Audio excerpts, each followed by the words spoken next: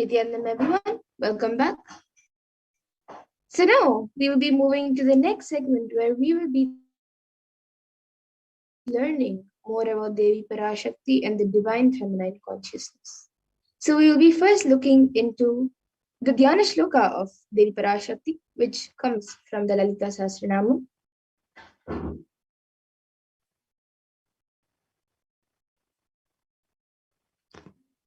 सिन्दूरारुणविग्रहां त्रिनयनां माणिक्यमौलिस्फुरत् तारानायकशेखरां स्मितमुखीमापि न वक्षोरुहां पाणिभ्यामलिपूर्णरत्नचषकं रक्तोत्पलं बिभ्रतीं सौम्यां रत्नघटस्थरक्तचरणां ध्यायेत् परामम्बिकाम्.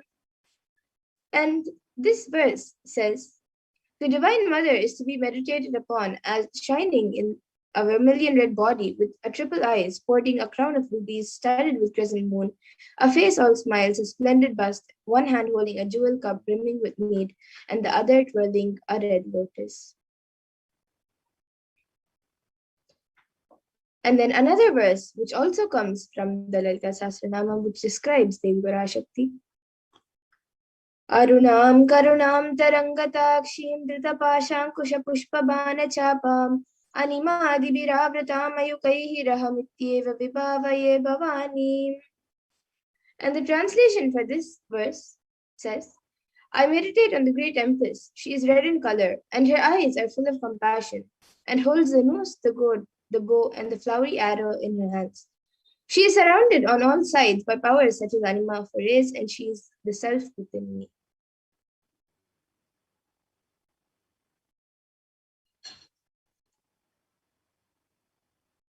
And Devi Parashakti is the ultimate pure feminine consciousness. Parashakti is the cosmic mother. It is her cosmic womb from which billions and billions of universes come out and go in. It is the source where the Big Bang and black holes go on and on. Parashakti is the source Shakti, the source energy, and source power from which all of us came, all of us are in even now, and which all of us are going to merge into.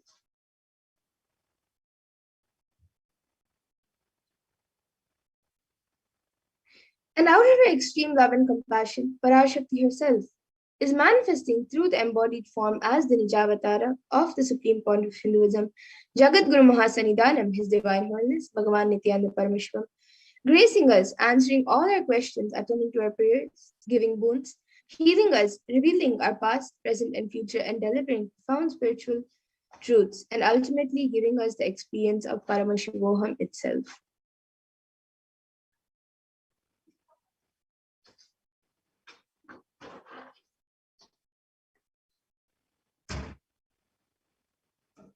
And in the words of Devi Parashakti herself, raising as Omkara, expressing as Vedas and Agamas, blossomed as Hinkara, filled as Parashodasi, living in 40 triangles, the Kailasa Swamini, who is in Kailasa, Sri Purachintamani, Parashodasi, sitting as part of Paramashiva, Parameshwari, who rules the world, Paramashakti, Manonmani, Meenakshi.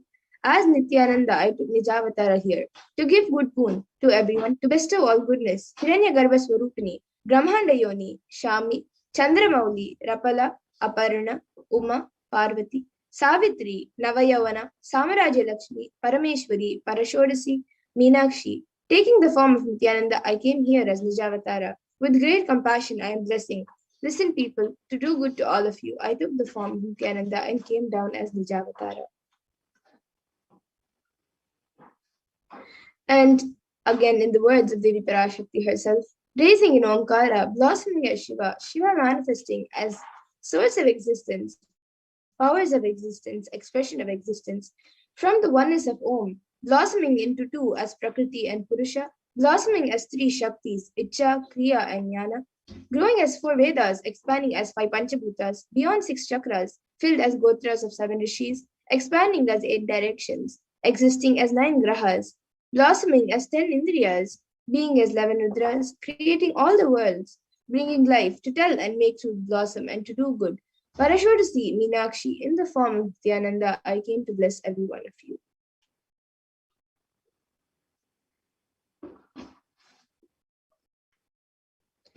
And now let's see how we can receive Devi Parashakti. So literally you are seeing Paramashiva and Parashakti at that moment when she is on your screen.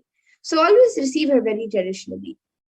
You can keep 2 betel leaves, 1 betel nut, 1 banana, and a coin in front of the screen as you watch Devi Parashakti. And for those of you who do not know, the coin is actually considered the traditional dakshina in the Hindu tradition.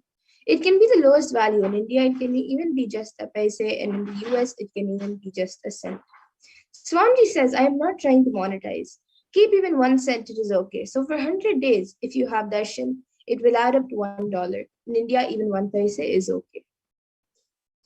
And after that, you can offer, after you offer that to Devi, and after the darshan is over, you can do namaskar and eat the banana, betel leaf, and betel nut as prasadam immediately. And the coins which you collect, you can send it to the LA temple. And some of you might be wondering how this betel nut and betel leaf work and how does it benefit you. This betel leaf and betel nut may look too small, but in a few days, all of you will see how much it adds to your sentiment that really she is there. You will not take the Devi Darshan for granted. Rituals will break your monotonous unconscious mentality and lifestyle and remind you and raise you to the powerful cognition. It will break your unconscious behavior.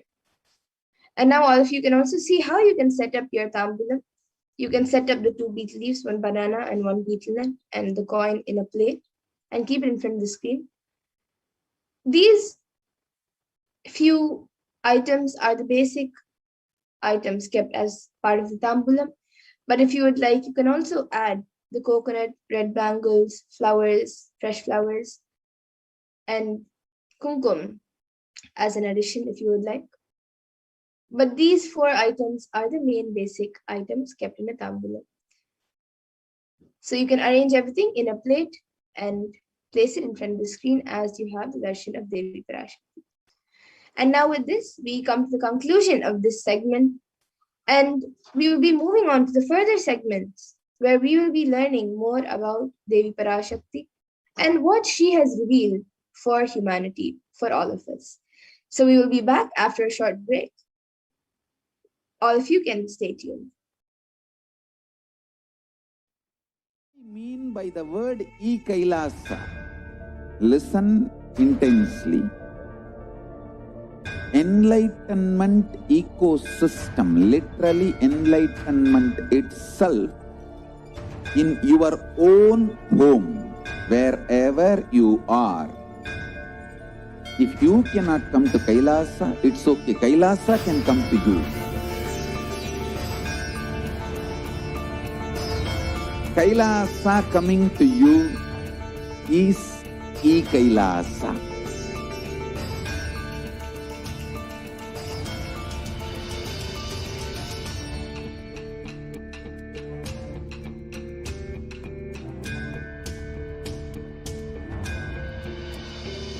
I will revive Hinduism. I am a Hindu revivalist, not by any revolution, but by evolution.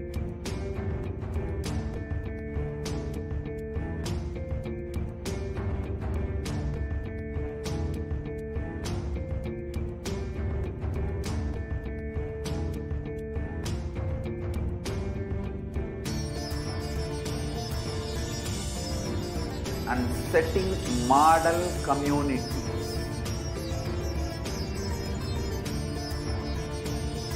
Kailasas, enlightenment ecosystems, Sarvanya Pitas all over the world.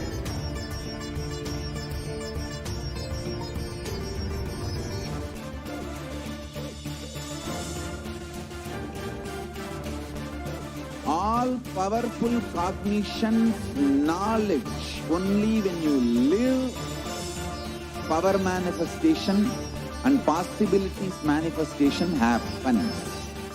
It's a fundamental truth.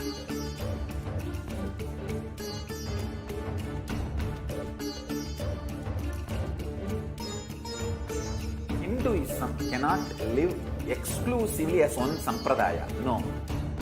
All sampradayas of Hinduism is an ecosystem.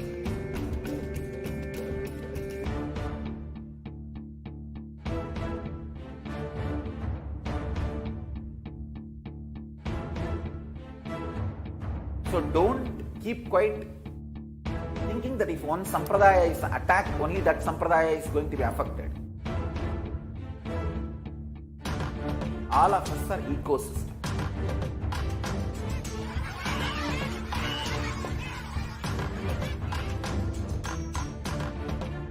I invite all of you to get involved and enjoy Hinduism by the principle of Dharmo Rakshati Rakshitaha. When you protect Dharma, Dharma protects you. We will make the whole planet flourish spiritually. The spiritual prosperity will happen to the whole planet. We all have to coexist together.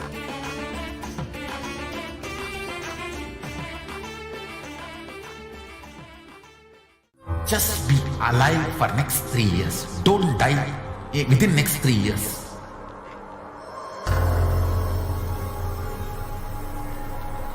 Just don't die within next 3 years. Be alive. Somehow be alive.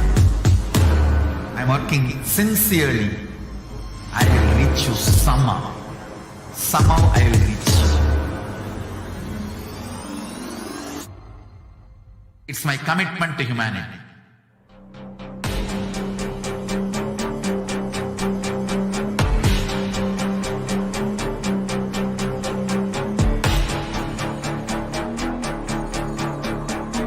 Just don't die within the next 3 years. I will reach you wherever you are, whichever corner of the world you may be. I will reach you with enlightenment. You manifesting the space, state, powers, being Paramashivoham. It is possible, and it is possible for you.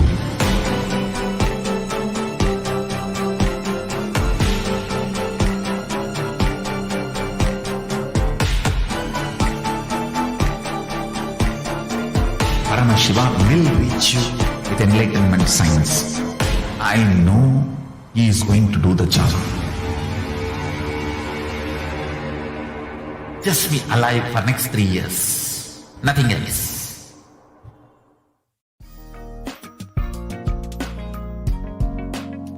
We get you health. We get you ability to build beautiful relationships in your life.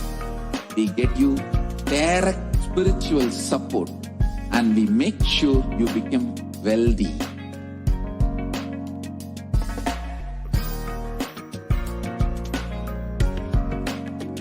We won't stop giving you just good life. We will literally not stop till you live enlightened life. Manifesting the state of Paramashiva, space of Paramashiva, powers of Paramashiva, being of Paramashiva.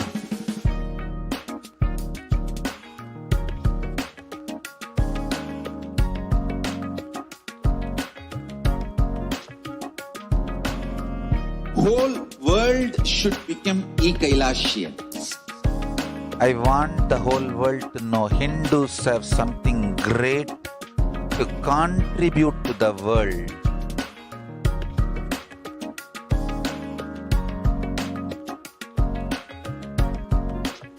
We have something great to contribute to the world.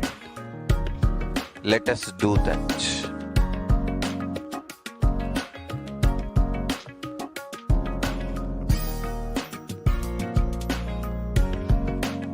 Kailasa is proper customized spiritual service helping you to identify your root patterns of suffering.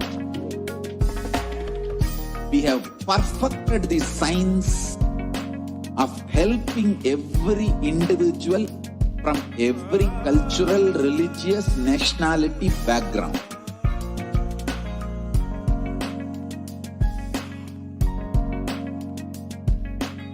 You will have lowest reactionary assumptions, highest awakened response, alive response for life continuously.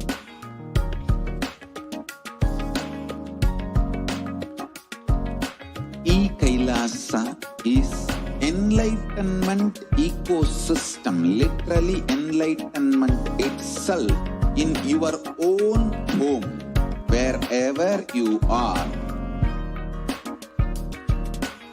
Proper customized spiritual service helping you to complete with your life negativity. Withdrawal from life.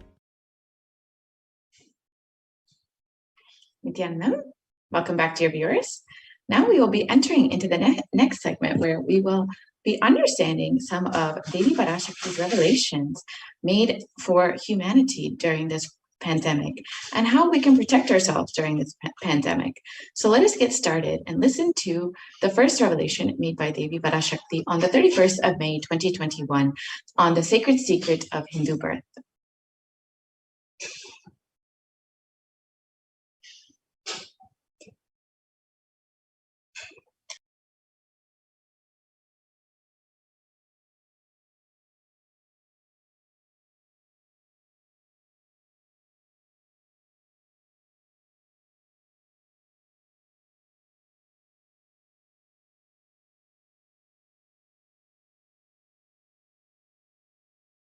நன்றாய் கேட்டுக்கொள்.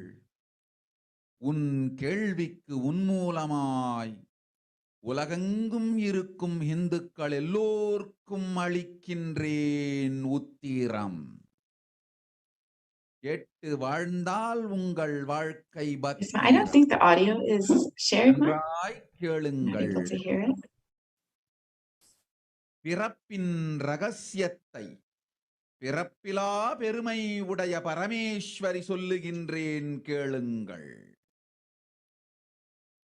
அண்டஜம், யோனிஜம், ஜலஜம், பீஜம் எனும் 4 விதமான பிறவிகளில் 84,000 யோனிகளில் பிறக்கும் பிறப்புகளிலேயே பெருமை வாய்ந்ததும் உத்தமமானதும் மனித பிறவி. அந்த மனித பிறவியிலும் பலமுறை பிறந்து உழன்று அரசியல், பொருளாதாரம், சுகபோகம், தர்மம், அர்த்தம், காமம் எனும் ஆசைகள், துக்கங்கள், அச்சங்கள் அனைத்திலும் அழன்று உழன்று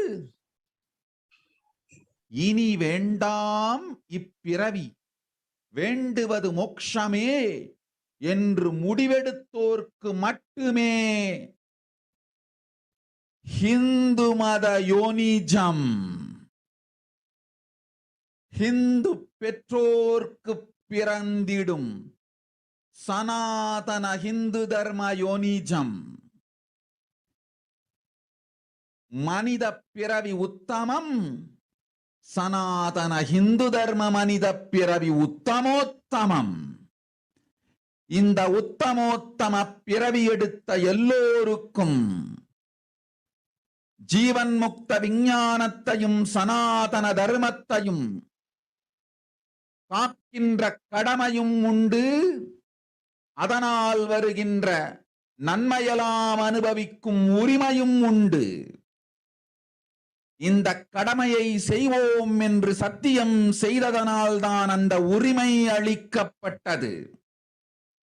பூமிக்கு வந்தபின் மனம் மயங்கி மதிமயங்கி சனாதன தர்மம் காக்க மறந்ததனால் மாயை அவர்கள் உயிரை பறிக்கின்றாள். நன்றாய் புரிந்து கொள்ளுங்கள். உயிரை கொடுத்தாலும் தர்மத்தை காப்போம் என்று உறுதி எடுத்தவர்க்கே சனாதன ஹிந்து தர்ம யோனிஜம் அளிக்கின்றேன் யான். உடல் பெற்ற பிறகு ஊழிப் பெருவலியால்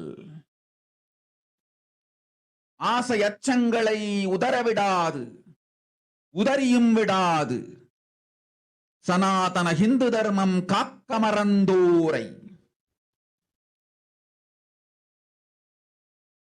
உயிர் வாழத் தகுதியில்லாதவர் பட்டியலில் உடனடியாய் மாயை சேர்க்கின்றாள்.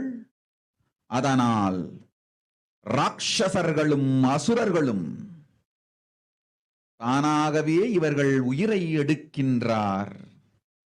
நன்றாய் புரிந்து கொள்ளுங்கள். உயிரை கொடுத்தாலும் தர்மம் காப்போம் என்று நிற்பவர்க்கு நிலைத்திடும் வீரஸ்வர்க்கமும் கைலாச பதவியும், எக்காரணம் கொண்டும் தர்மம் காக்க மறந்த உத்தமோத்தம ஜனனமான சனாதன ஹிந்து ஜனனம் பெற்ற மக்களுக்கு இல்லை வேறு கதி. சனாதன ஹிந்து தர்ம மனித ஜனனம் உத்தமோத்தம மனித ஜனனம். உங்கள் உரிமை உலகில் அதிகம், உங்களுக்கு கடமையும் உலகில் பெரிது. தர்மம் காத்தாலே கடமை, தர்மம் காக்காதார்க்கு உயிர் வாழும் உரிமை இல்லை.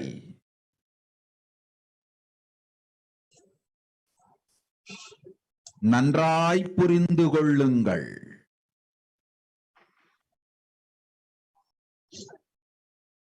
உத்தமோத்தம பிறவியான சனாதன ஹிந்து தர்ம பிறவி எடுத்த எல்லோரும் புரிந்து கொள்ளுங்கள். உங்கள் வாழ்வின் முதற்கடமை தர்மம் காத்தல். தர்மம் காக்க தர்மம் உங்களை காக்கும். சனாதன ஹிந்து தர்மம் காக்க மறந்திட்டால் வாழும் உரிமையை நீங்கள் இழந்து விடுகின்றீர்கள். அதற்கு மேல் வாழ்ந்தென்ன அழிந்தென்ன? பூமிக்கு பாரம் குறையட்டும் என்று அசுரர்களும் ராட்சதர்களும் உங்களை உண்டு தீர்க்கின்றார்கள். அதையும் மாயை கண்டு சும்மாவிருப்பாள்.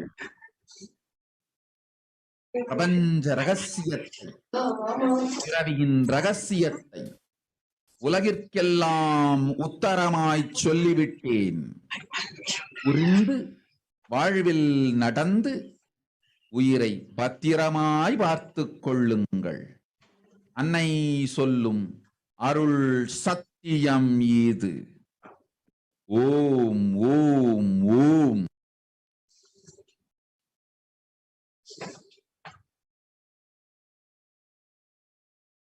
Yes, we can move to the next slide, please. கேட்டுக்கொள். உன் கேள்விக்கு உன்மூலமாய் உலகெங்கும் இருக்கும் இந்துக்கள் எல்லோருக்கும் அளிக்கின்றேன் உத்திரம்.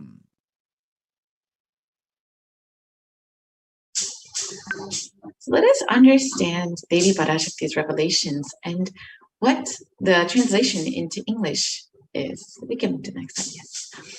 Listen. Andajam, Yonijam, Jalajam, Bijam, like this in 4 types of births in 8,400,000 yonis, and all these births, the most greatest birth of them all is human birth. Even in that human birth, being born and toiled many times, after getting burnt and toiled in politics and finance, in luxuries, in dharma, artha, kama, and those who decide of not wanting this birth, wanting only moksha, only those will have Hindu dharma yonijam, the Sanatana Hindu dharma yonijam of being born to Hindu parents. Human birth is uttamam, the best. Sanatana Hindu dharma, human birth, is uttamottamam, the best of the best. Everyone who took this uttamottama birth has the responsibility of protecting the science of living enlightenment and Sanatana dharma. And also they have the right of experiencing its benefits. This right was given to them because of their commitment given by them to do this responsibility. After coming to Bhuloka by getting mentally deluded and forgetting the dharma of protecting Sanatana dharma, Maya, she is taking away all their souls. Understand carefully, I am giving the Sanatana Hindu Dharma Yonijam only for those who gave the commitment of protecting Sanatana Dharma, even by giving their life. After getting the body, because of painful deluge, not dropping fear and greed, for those who forgot to protect Sanatana Hindu Dharma, Maya, she will immediately add them all to the list of those who are not worthy of living. Therefore, Rakshasas and Asuras are automatically taking away their life. Understand properly, for those who stand that even by giving their life, they will protect Dharma, will permanently have Virasvarga and Kailasa Padavi. For any reason, people who forgot to protect Dharma, having the Uttamottama birth of Sanatana Hindu birth, there is no other way for them. Sanatana Hindu Dharma, human birth is Uttamottama human birth. Your rights in this world are immense. Also, your responsibility in this world is large. Protecting Dharma is responsibility. Those who do not protect Dharma, they do not have the right to live. Understand properly. All those who took the Uttamottama birth, which is Sanatana Hindu Dharma birth, all of you understand. The first responsibility of your life is protecting Dharma. If you protect Dharma, Dharma will protect you. If you forget to protect the Sanatana Hindu Dharma, you lose the right to live. After that, what bothers whether you live or get destroyed? Asuras, Rakshasas will eat you, so that the burden on earth is reduced. Seeing that, Maya, she will keep quiet.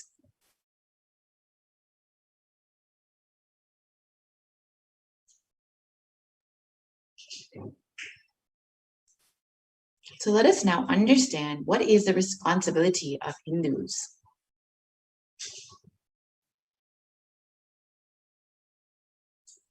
Hinduism represents the world's most ancient and yet progressive indigenous spiritual tradition. It is an open framework model of civilization that stands for global peace, vegetarianism, nonviolence, yoga, worship of nature, temple-based living, manifesting spiritual powers, and inherent divinity of every being.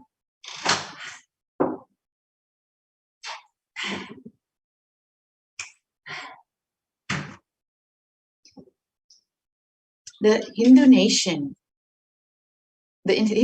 were ecosystems where more and more enlightened beings could be produced, so that enlightened civilization could be kept alive and its great gifts shared with the world.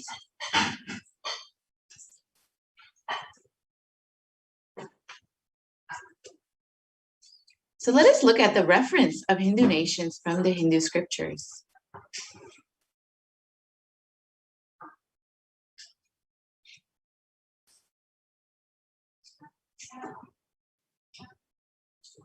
The Hindu nation that was ruled by Bhagavan Rama, the Ramarajya, let us look at the description from that in the Valmiki Ramayana, in the Yuddha Kanda. It describes that there were no widows to lament, nor were there any danger from wild animals, nor any fear born of diseases. The world was bereft of thieves and robberies. No one felt worthless, nor did old people perform obsequies concerning youngsters. Every creature felt pleased. Everyone was intent on virtue, turning their eyes towards Rama alone. Creatures did not kill one another.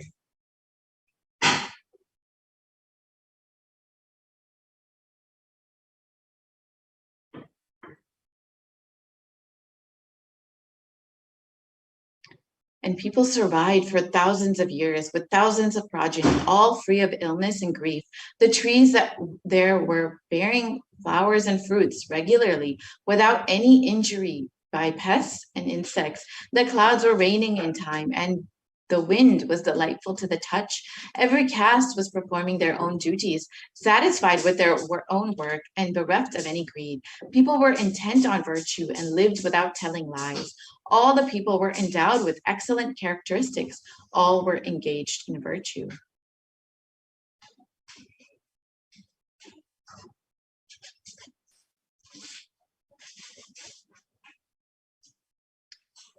So you can see that the description of the Ramarajya, the ancient Hindu nations was beautiful and everyone was fulfilled. Here you can see the description of the Hastinapur kingdom ruled by Yudhishthira. The Devas granted rains to fulfill all wants. The world became free of all diseases. There was no hunger or thirst anywhere. There was no mental suffering. Those who without livelihood were given livelihood. There was abundance all around. There was no worldly worries left for anyone, and there was no cause to fear either. Happiness on earth was in fact even greater than in the heavens.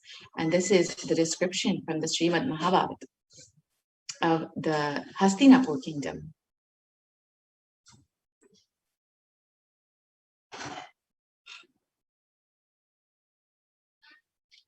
And the contribution of the Hindu nations was immense. The Hindu nations had and have so much to contribute to the world in every field, including enlightenment, health, medicine, art, science, technology, aviation, dance, and music, clothes and jewelry, social system, judicial system, political systems, and legal systems.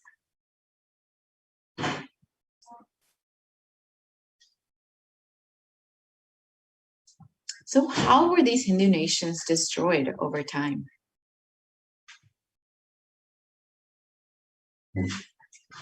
The phase one was the Islamic invasions from the 1800s to from 1800 AD to 1700 AD, which was the physical destruction of the Hindu civilization.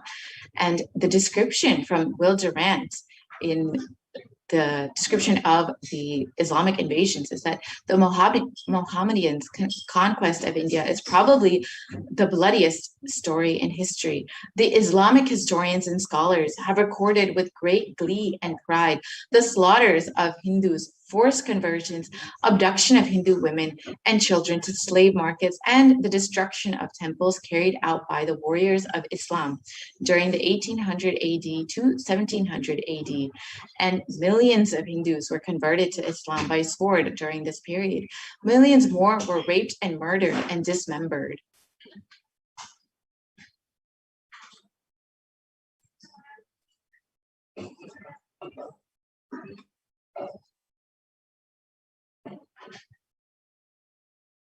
Hindus are like the mud. If silver is demanded from them, they must, with greatest humility, offer gold. If a Mohammedan desires to spit into a Hindu's mouth, the Hindu should open it wide for that purpose. God created the Hindus to be slaves of the Mohammedans. The Prophet hath ordained that if the Hindus do not accept Islam, they should be imprisoned, tortured, and finally put to death, and their property confiscated. To keep the Hindus in abasement is especially a religious duty, because they are the most inveterate enemies of the Prophet. And this is the description of the law prescribed for Hindus during the Islamic rule. And here you can see the data of what happened during the Islamic invasions. Over 200 million Hindus were slaughtered by Muslim invaders, and over 100,000 temples were destroyed, and over 1 million deities and sculptures were destroyed during this period. And in the words of Kanhad Prabhanda, the conquering armies burnt villages, devastated the land, plundered people's wealth, took Brahmins and children and women of all classes captive, flagged with thongs of rawhide, carried a moving prison with them, and converted the prisoners into obsequious Turks.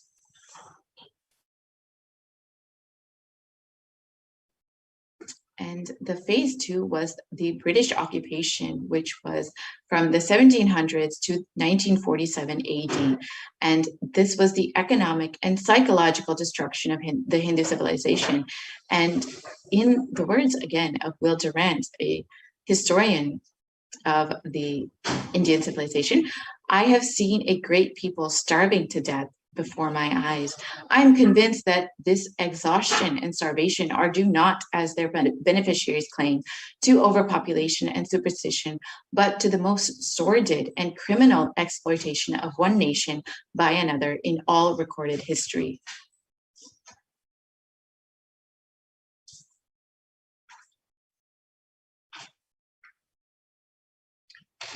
the British Empire used all possible means to destroy the Hindu civil and cultural institutions in order to delegitimize and demoralize the indigenous people of India so that they would become slaves to their own homeland.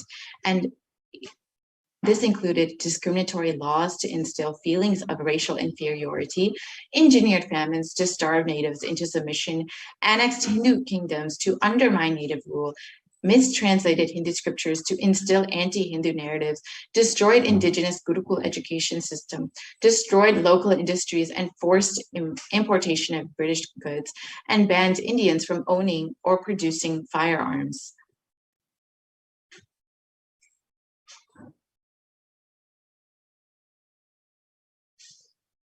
And during the British occupation, over $45 trillion were looted from India over the course of 200 years, and 45 million Hindus died due to famine and poverty imposed by the British policies and reprisal killings of 1857 mutiny, and over 680 native kingdoms were usurped by the British Raj. And the description from Shashi Tharoor, the Indian Parliament, was that the British came to one of the richest countries of the world. Over 200 years of exploitation, looting, and destruction reduced it to a poster child of third world poverty.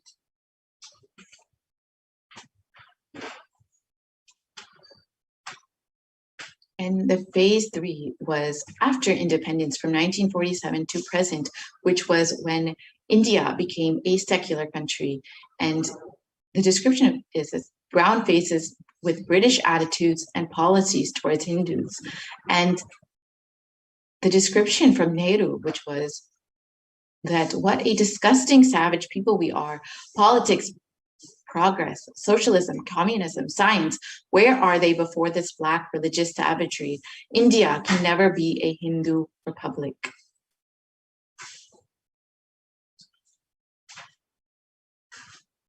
And the first law minister and the principal architect of the Indian Constitution described that if Hindu Raj does become a fact, it will no doubt be the greatest calamity for this country. No matter what the Hindus say, Hinduism is a menace to liberty, equality, and fraternity.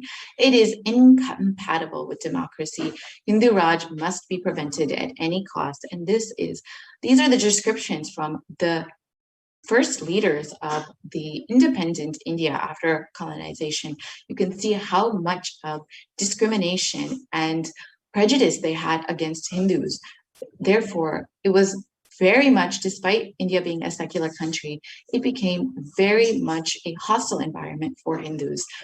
And the modern Indian legal system, academia, and media all systematically undermine, suppress, and delegitimize Hindu institutions and cultures.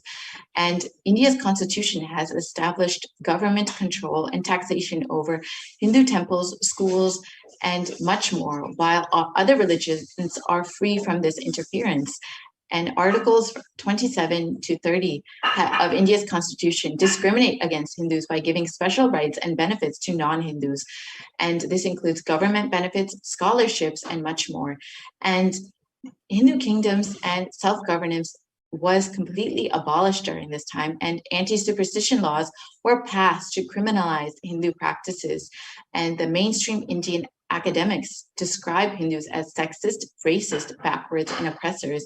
And the negative media portrayals of Hindus in Bollywood and TV are very prominent in today's culture.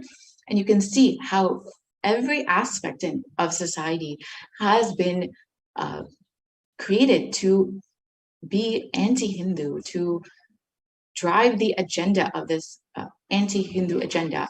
And you can see that the media narratives were used to stereotype and demoralize Hindus.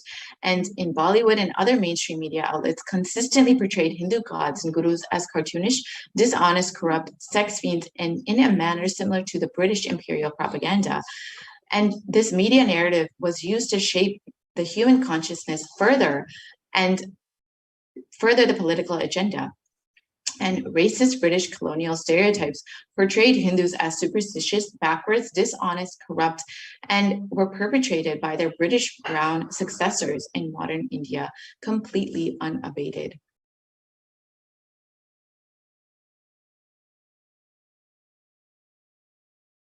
So why do we need to revive the Hindu nation?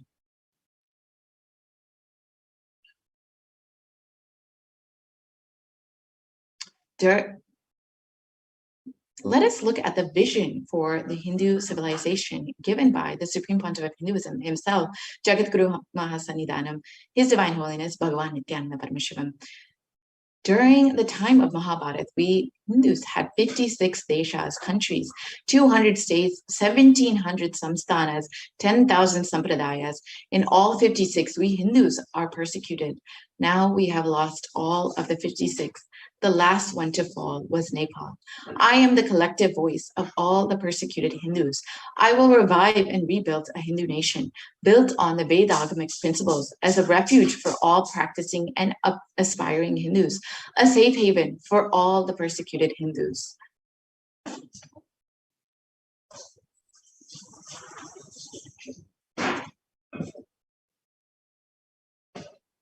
So what is Kailasa? This revival of Kailasa, the Hindu nation, is for reviving this whole life of enlightened civilization and all the great things that has to offer to the world, bringing legitimacy to all the offerings of Sanatana Hindu Dharma and sharing it with the whole world is the purpose of this Kailasa, the Hindu nation. So let us understand the administration of Kailasa. Kailasa is revival of the cosmic constitution. Kailasa is the model nation of how enlightened civilization should be living and administered. Politics, judiciary, education, economy, everything will be revived as Paramashiva revealed in the Vedagamic scriptures, the Sanatana Hindu Dharma scriptures.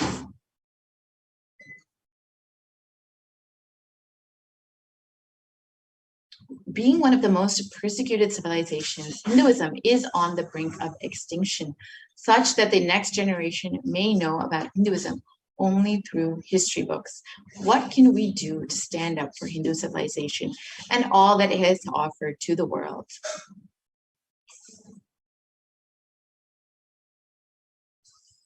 Today, Hinduism is a political orphan. The preservation and restoration of Hinduism's spiritual and cultural heritage is impossible without a national identity.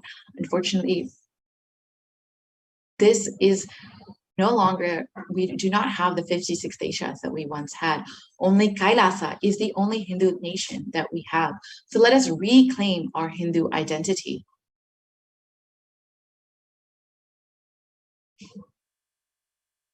Hinduism is responsible for our successful life.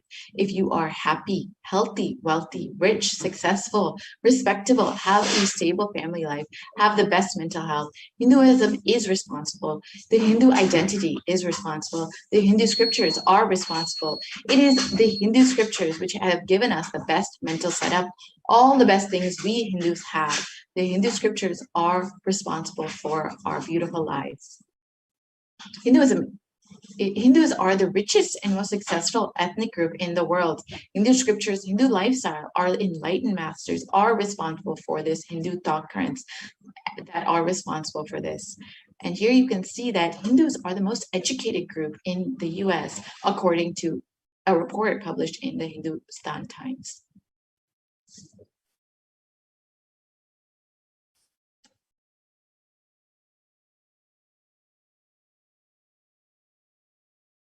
So let us reclaim our Hindu identity. It is not just anti-Hindu elements being active, but it is the responsible Hindus being inactive that is responsible for this whole destruction of Hinduism. Let us now take responsibility for Hinduism and let all the Hindus all over the world reclaim our Hindu identity.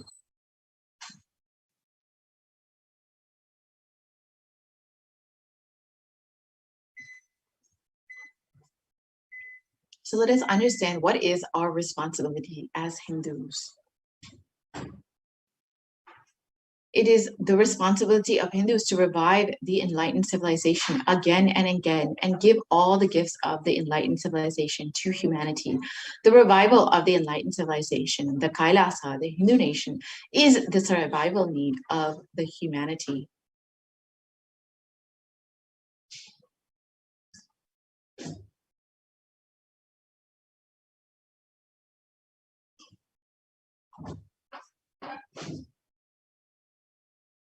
So now is an open invitation to all the Hindus, the born Hindus, the practicing Hindus, those who are sympathetic towards Hinduism, those who are curious towards Hinduism, who want to explore and enjoy Hinduism. Please come and be a part of the revival. You can sign up to be an e-citizen of Kailasa at kailasa.org and avail all of the benefits that Hinduism has to offer to the world. And let us now listen to the Supreme Pontiff of Hinduism's own words of why Kailasa is needed, why the only Hindu nation is needed for humanity.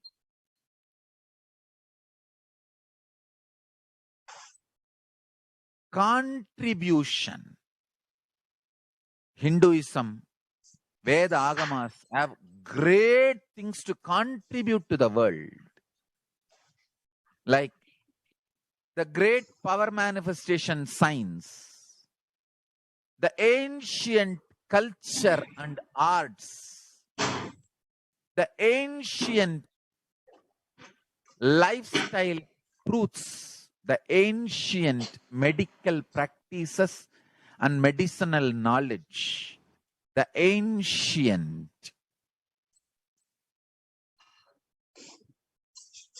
indigenous cultural heritage and jewelry, perfume, dance, music. In every level, Hinduism has so much to contribute. Veda Agamic traditions have so much to contribute. To share all this with the world, to contribute to the world.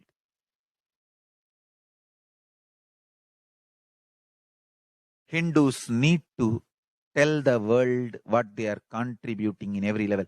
The brand of Hinduism itself is enriching and empowering and enlightening.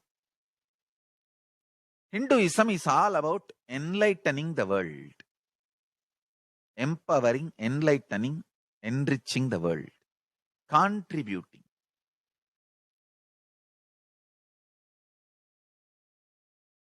That is our spiritual life. That is our spiritual strength. That is our spiritual core principle.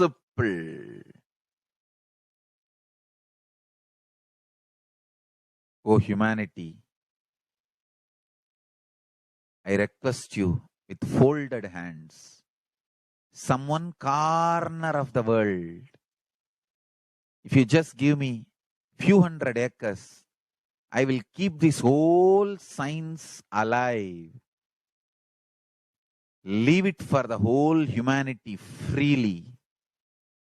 Fortunately, Paramashiva has given me the power to decode all this Hindu medicinal system, Hindu judiciary system, Hindu social law and order system, Hindu power manifestation system, Hindu mental sciences system, Hindu yogic sciences, the sciences of Hindu biology, Hindu physics, Hindu psychology, Hindu physiology, Hindu chemistry, all this Paramashiva has given me the power to decode.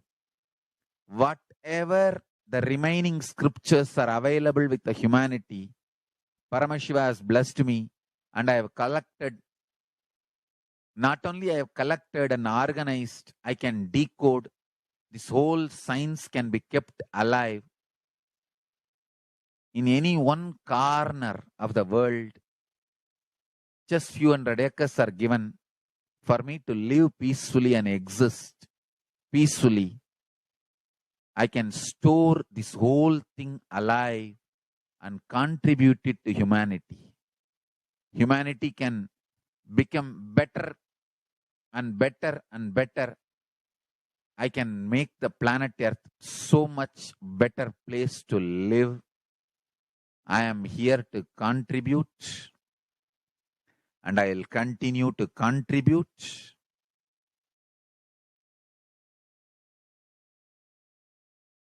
As long as I am allowed to live, I will contribute. I have collected all the remaining available scriptures, maybe 2 crore books. 2 crore means 20 million, I think, books on Hindu physics, Hindu chemistry, Hindu biology, Hindu physiology, Hindu psychology, Hindu law and order, Hindu social system, the power manifestation sciences of Hinduism, yogic sciences of Hinduism. I have collected, and Paramashiva has given me the blessings and power to decode.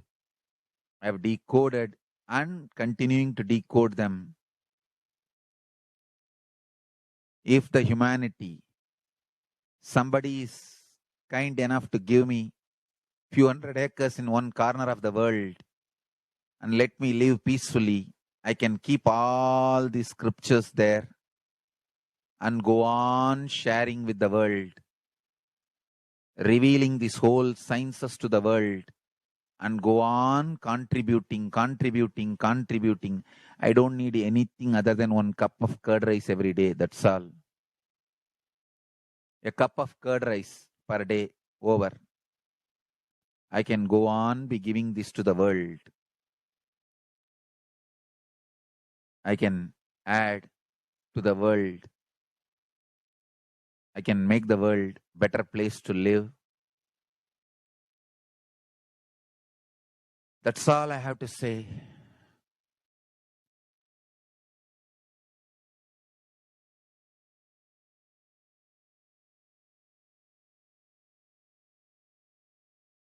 Thousands of medicines are described detail in ancient Siddha and Ayurvedic scriptures.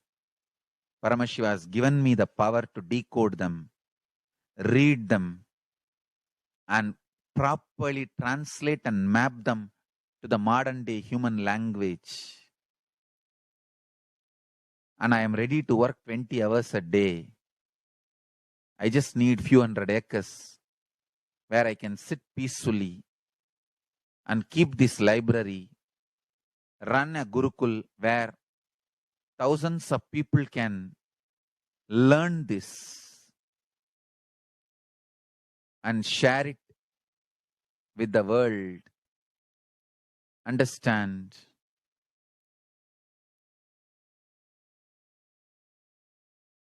I am only interested in contributing.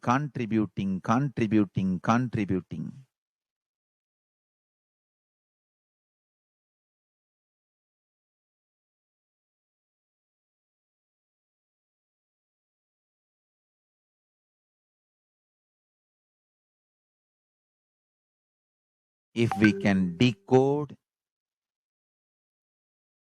all this great knowledge, whole world can prosper from this knowledge. Whole world can enjoy from this knowledge. If I prosper, I will only create a university. I will not create anything else. If the Hindus prosper, they will only create education institutions. Because Hinduism is all about giving, contributing. If I prosper, I'll create university, that's all. Kailasa is all about university to decode the ancient sciences and share with the world. Understand? Every day I am sitting and going on decoding, writing notes on my books and writing details on my books. Whether it is making human beings manifest powers, and I have also now started downloading and decoding the science of making animals manifest powers. Whether making people manifest powers or healing,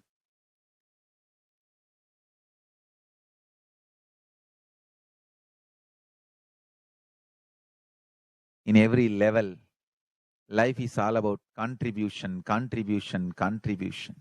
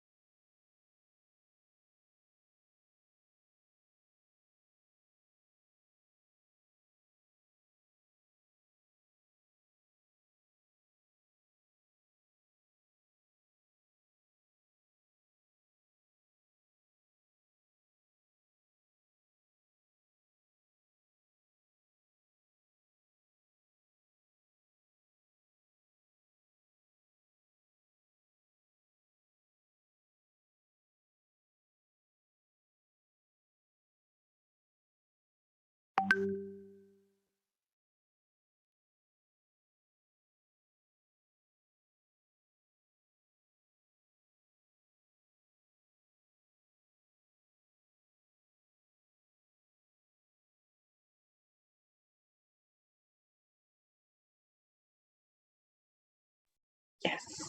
So now that we have understood from the Supreme Pontiff of Hinduism himself what is a need for our Hindu nation and why we need Kailasa, we will now be concluding this segment and be entering into the next segment where we will understand some of the offerings that we can make to Devi Parashakti and how we can connect with Devi Parashakti through these various offerings. We will be right back after a very short break.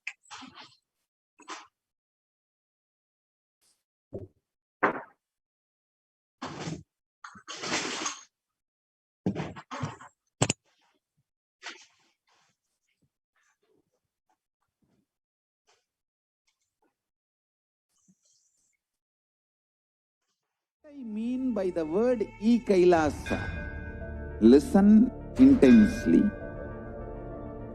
Enlightenment ecosystem, literally enlightenment itself, in your own home, wherever you are. If you cannot come to Kailasa, it's okay. Kailasa can come to you. Kailasa coming to you is Kailasa.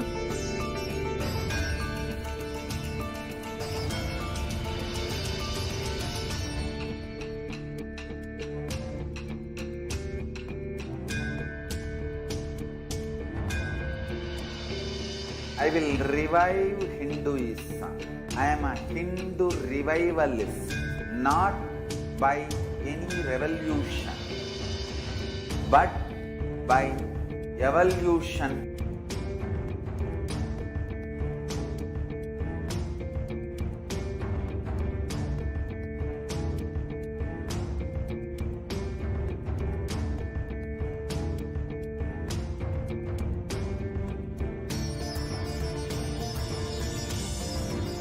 And setting model communities.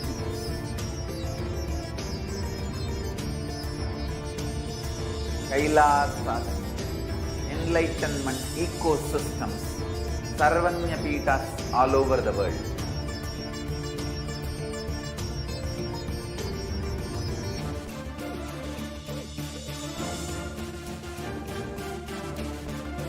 All powerful cognition, knowledge, only when you live, power manifestation and possibilities manifestation happens. It's a fundamental truth.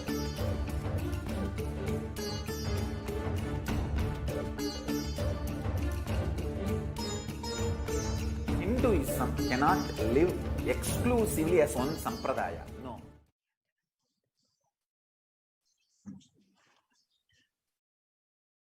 Nithyananda. Welcome back to all the viewers.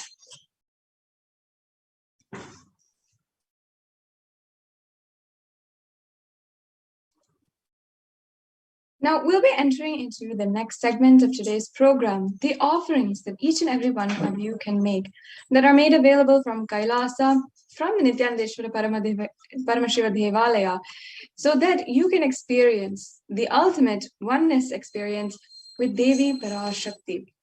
In the Hindu tradition, we often do these offerings for our birthdays, our different kinds of celebrations, our marriage anniversaries, or if a new baby is born, or if you are starting school for the first time, or if you are starting starting school for the first time, or if you're starting a new business endeavor, or anything like that. We often invite God into our lives. We offer our respect, our gratitude for having guided us, protected us, and ensured the most auspiciousness happens in our lives thus far, and we request their guidance further in our lives. And you can really see that an offering is the giving of a divine gift of pure love, devotion, and oneness, and it consists of two parts, giving and accepting. And only when the divine accepts what one offers, the offering becomes complete. Offering is not made out of any fear or greed. As I was saying, it is a beautiful tradition, custom, where we're literally living with God. We enjoy their presence in their lives. We enjoy the presence of God. We enjoy that they are in our lives. We love to invite them continuously, no matter if it is our birthday or for our even if we are buying a new car or a new device or new something, we always are asking the blessings of God. And we always request God to be in our lives. And that is beautifully what the Supreme Pontiff of Hinduism is revived as the science of living enlightenment, literally practicing the presence of God in our lives. And any offering that you make is a beautiful way that you can have and experience enlightenment. You can experience the ultimate experience of oneness. Now, before we are entering into the next segment of today's program, let us first invoke the presence of Devi Parashakti, Manonmani, who is the beautiful form of Devi Parashakti sitting on the lap of Paramashiva. Yes, I'll just be chanting this dhyana shloka. Deeply sit and imbibe the sacred vibrations that I'm chanting in Sanskrit, the sacred mantras. This literally, even if you don't know the meaning, can literally conjure, can literally invoke the presence of Devi Parashakti amongst us now. So deeply, let us pray as we chant the dhyana shloka. Om Induniva Veda Karavahni Nayanam Syat Pankajavaravaya Japakshasarayuktam Angahima Bhushana Vichitra Vasanam Syat Tungamukato Jwalamato Manonmani Swarupam. And the English translation.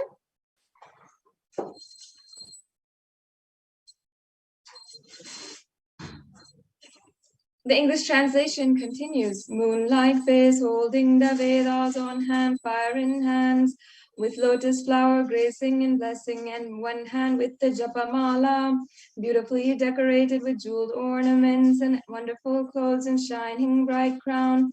Her name is Manonmani.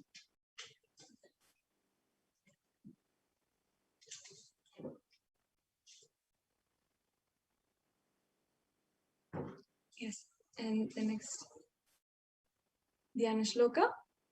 Dhyaye devim trinetram shashini bhavadanam vedahastam dadanam savye padmam varadamapare chabhayam chakshamalam divyera varana vibhar vibhushitatanum brahmadi vipujitam devimeva manonmanim pratidinam kamatra dhatrim shubham.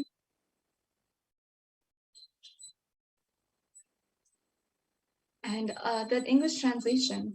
I meditate on Devi with 3 eyes glowing like the moon and holding the Vedas, lotus embracing with blessing and gracing hands. She is wearing beautiful ornaments and she is worshipped by Brahma and other many gods and showers auspicious boons for all actions every day.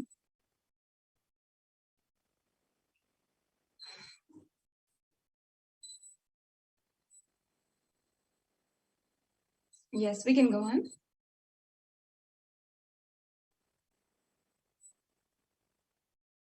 So now, before we enter, having thus invoked the divine presence of Devi Parashakti right now with these chants, let us now understand, before we enter into the exquisite array of offerings that we have for each and every one of you to do today, we can enter into the segment by understanding the significance of the divine element gold.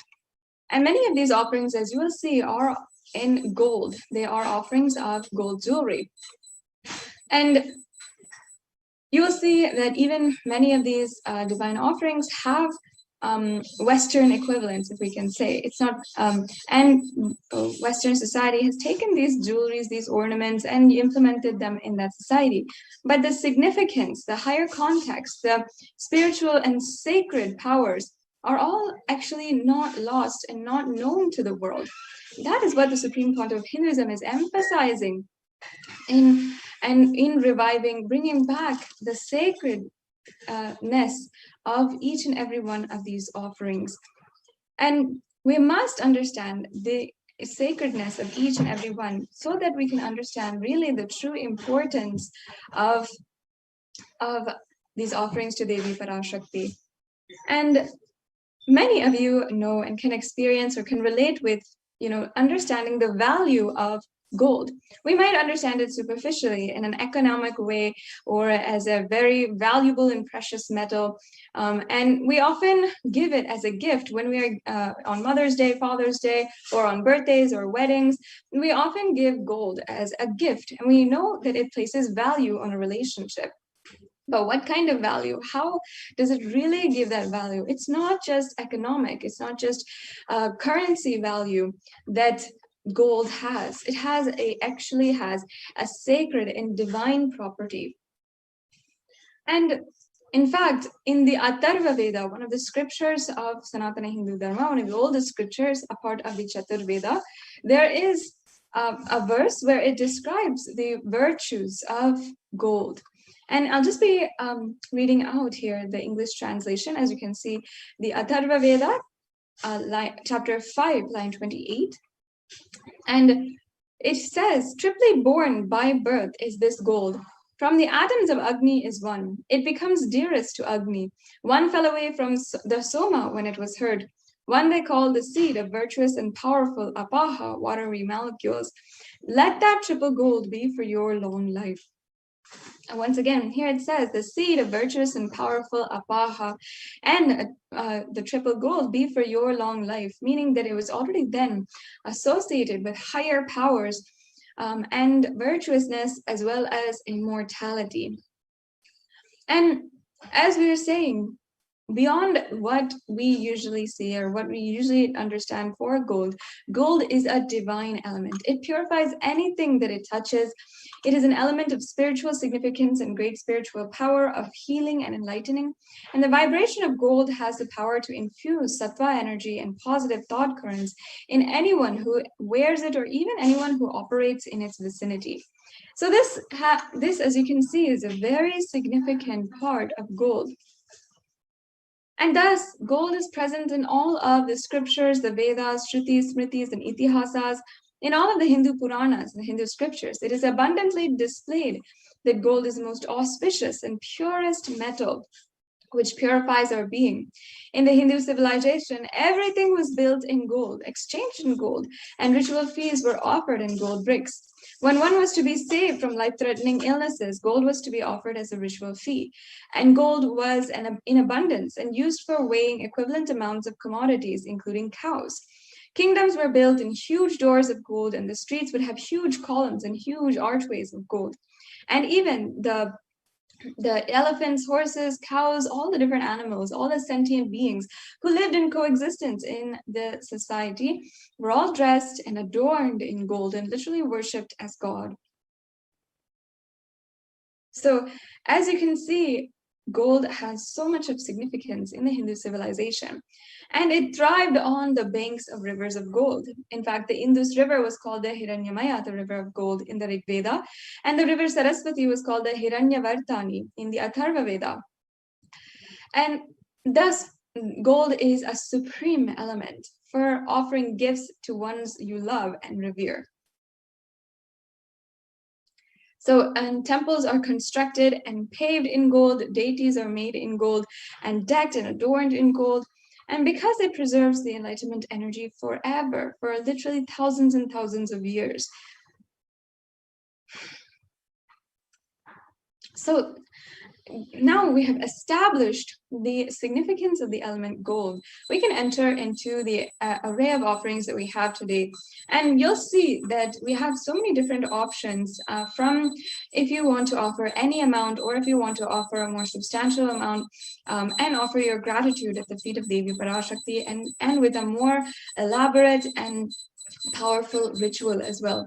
So here is the offering of the e-hundi. The e-hundi offering is an offering of a general donation of any amount. And all of us Hindus know that when we go to the temple, it's a part of the tradition where we'll just offer a few coins or how much ever we want on that day and offer our gratitude at the feet of Devi Parashakti or our Ishta Devata. So this is a feature now available wherever you are through this e-hundi offering. So you can offer, and you can offer how much ever you want immediately today as well. And you can offer through the registration forms with a credit card or debit card, or you can offer through credit card, debit card, or PayPal through the YouTube Super Chat. And we will be going over how you can offer that later. But let us now chant the verses where it refers to Devi Parashakti as the one who removes all fears. Sorry, we can go back to the previous slide.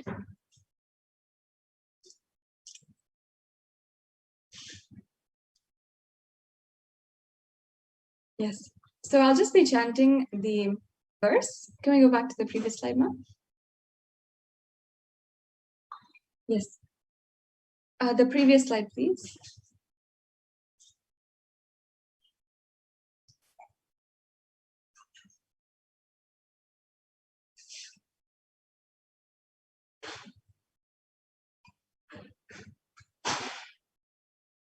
And the slide before that.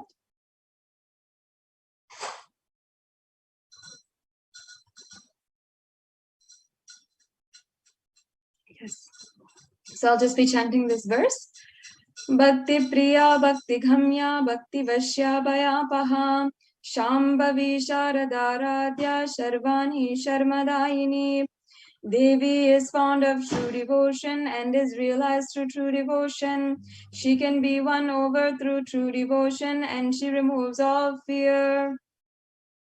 Yes. So as you can see, if you have any fear in your life, you can be sure to offer your fears. You can offer everything, and Devi is going to remove that just through this very simple offering today. So you can just drop all your fears, surrender at the feet of Devi Parashakti, and you'll be able to surrender ultimately and experience oneness with Devi Parashakti. In fact, it is stated that Devi likes to be worshipped in autumn. And here it is not meant the autumn of our lives, but when it is not meant like the seasonal autumn, but the autumn of our lives when thoughts turn more and more inwards. The role of the divine is known and understood clearly. The need for Devi worship becomes stronger. So as you can see, we have a breakdown here. The Shambhavi is actually the consort of Lord Shambhu. Sharadharadhya means the worship of Sharadha. Sharvani means the wife of Lord Shiva. And the Linga Purana says that Lord Shiva is called Sharva in his earth form. And Charmadayini, Devi who bestows happiness on his devotees. So you can offer this offering today. It's a very easy offering as well.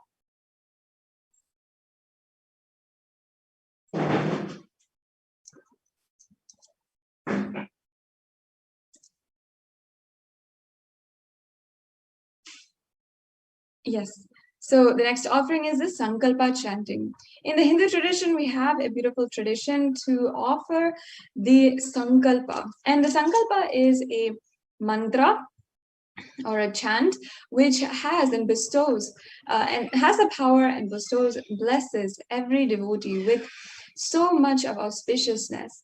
And the mantra itself has blessings embedded within its lines of going beyond fear, greed, lust, and manifesting Shaktis, manifesting beautiful powers, and also achieving the space of oneness with Paramashiva, Parashakti, and at the feet of the Supreme Pontiff of Hinduism himself, the Nijavatara, who is gracing us with the Devi Parashakti Darshan every single day. So this Sankalpa chanting offering is referred in the Devi Mahatmyam, chapter 12, verse 34, where it says, the goddess enchants this universe and she herself gives birth to this universe. That goddess being prayed without interest in anything gives that knowledge that leads to salvation and gives wealth in the materialistic sense. So the offering of this Sankalpa, the conscious resolution, blesses the person offering with all fruition of the desires and wishes which he is yearning for. The next slide, please.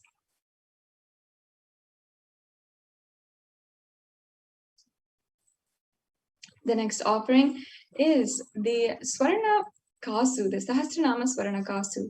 In the Lalita Sahasranama, verse 734, Devi Parashakti is described as Nama Parayana Prita, she who likes the repetition of her own names, and her various names. So this is the offering as an ode and tribute to that.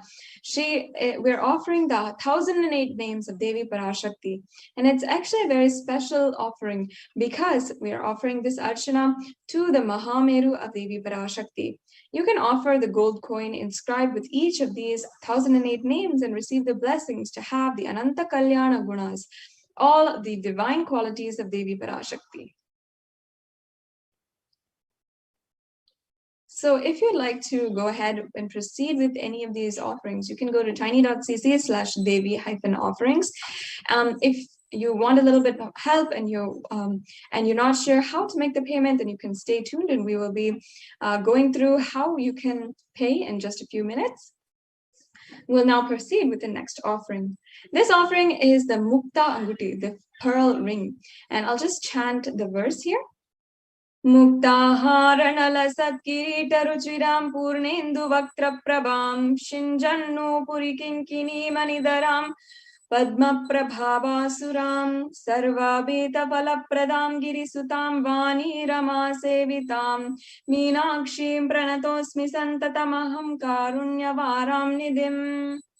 And the English translation says, I bow down to the goddess Meenakshi, whose crown has garlands of pearls and face shining like the full moon, who wears anklets that are studded with gemstones and has small bells, who is shining like the splendor of a lotus, who grants all wishes, the daughter of the mountain, and who is worshipped by goddess Vani and Rama.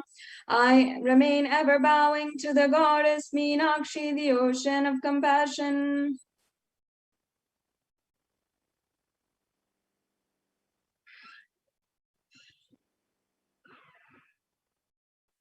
Yes, and you can offer this pearl ring to receive the blessings to be showered by the compassion and pure love in all of your business endeavors. Devi Meenakshi is the one who literally manifested Kailasa on planet Earth and ruled the whole 56 deshas as one civilization under one rule. So from her itself, the sovereign queen, the divine sovereign queen, you can receive the blessings to fulfill your highest ambition. The next slide, please.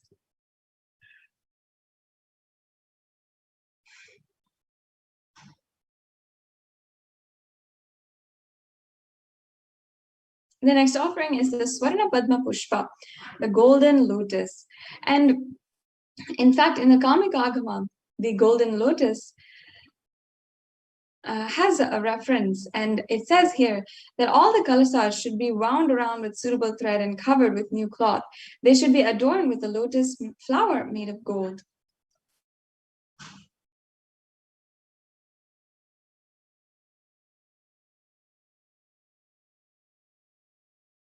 And in fact, there are hundreds of scriptural references for the using lotus in the worship of Paramashiva. And not just the worship, but also in the arts and architecture, everything has something to do with the lotus. And even the representatives, even all the chakras are represented as lotus. So in fact, the Shakti of Paramashiva is also called the lotus. And the base of the Paramashiva Linga is also the lotus, and the disciple of Paramashiva is also considered as a lotus. So you can offer this golden lotus in any size that you wish to be blessed to have the state, space, powers, and being of Devi Parashakti in your inner space amidst any and every adverse situation in your life.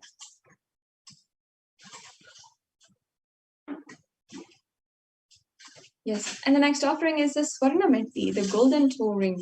The toe ring is actually a very sacred, a very ancient Hindu custom, which is adorned on the feet of married women upon their marriage. And upon their marriage, they are literally given this toe ring with a ritualistic ceremony. And in that way, they are worshipped as Devi Parashakti. And in that ceremony, they are literally invoked as Devi Parashakti.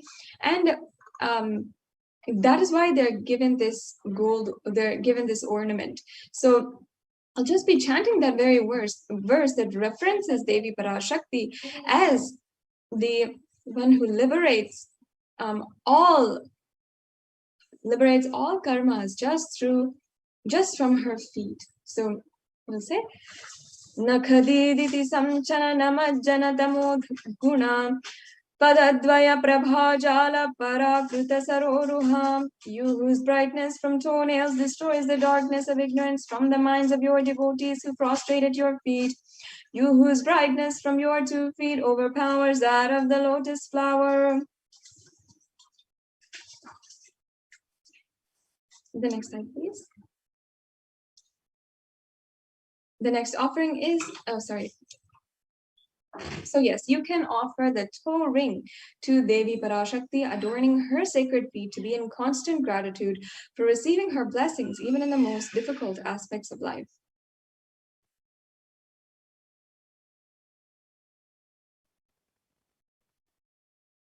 The next offering is the Swarna Mangtika, the golden hairline jewelry. And this is another offering which is a traditional piece of jewelry. And in fact, this Mangtika goes from the crown of the head to the forehead, and sometimes it spans the entire head as well. And this is referred in the sacred scriptures where Devi Parashakti is described as Shuddha Sarabhi Varshini, meaning she who makes the nectar flow in all of our nerves from the Sahasrara, she who gives the very pleasant experience of the enlightenment. The Mangtika represents the nectar flowing from the Sahasrara chakra, which is fully opened. The Sahasrara chakra is the chakra at the crown center. And literally when that lotus is in bloom, and when that lotus is fully ripe and blooming, the nectar which is flowing from it is described as represented by the Mangtika. So you can offer the Mangtika to Devi Parashakti and receive the blessings of achieving the blissful state of overflowing gratitude and the space of complete completion. The next slide, please.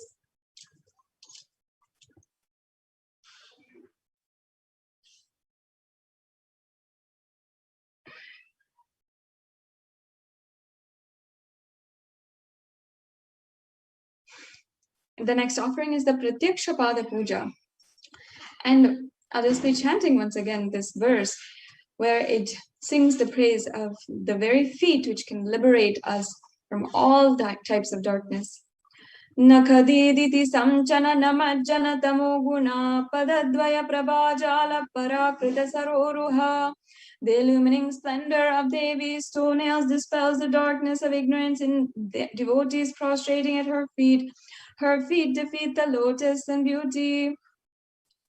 Now, in Shlokam number 83 of the Saundarya Lahari, which states that the nails that have been sharpened by constantly being touched by the crowns of celestial beings who always prostrate before Devi. Tamoguna here is darkness, and in this stotram, tamas is indicative of ignorance in the minds of devotees. By constantly prostrating before Devi, their ignorance is removed and they attain ultimate knowledge. Offering the Pratyakshapada Puja is the most precious offering that you can offer at the feet of the Supreme Pontiff of Hinduism and Devi Parashakti. You will be able to manifest whatever you want in your life through this offering. The next offering is the Vastra Seva. Again, this offering is at the feet of the Supreme Pontiff of Hinduism, which offers you any kind of protection that you want and gives you the assurance of the protection of the divine. The next slide, please. So this brings us to a conclusion of all the different offerings that we have today. You can see we have a summary table here in the next slide. The Ihundi offering, the Sankalpa chanting, the Devi Sahasranama Kasu, the Mukta Anguti, the Swarna Padma Pushpa, the Swarna Mitti, and the Swarna Mantika, the golden hairline jewelry, the Pratyakshapada Puja, and the Vastra Seva.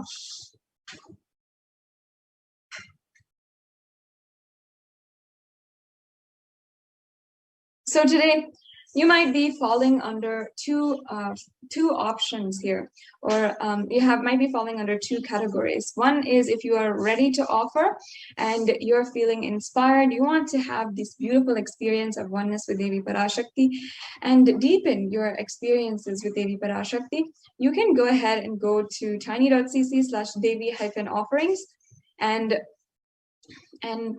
you can offer these offerings. And you can go ahead with the payment link. After you're done with the payment, please ensure that you are filling out the Sankalpa 2021 form. And this form is extremely important in order for you to ensure that your names and the names of your people, your family members, and those who you're offering the puja on behalf of are also are chanted during the puja. And you also might be falling in the category of that you might be interested in this offering, but you need help in manifesting, or you need more details. So you can also fill out the registration form, the intention form at tiny.cc/BHAVASAMADHI. Now I request if we can actually show these links, we can go to these links.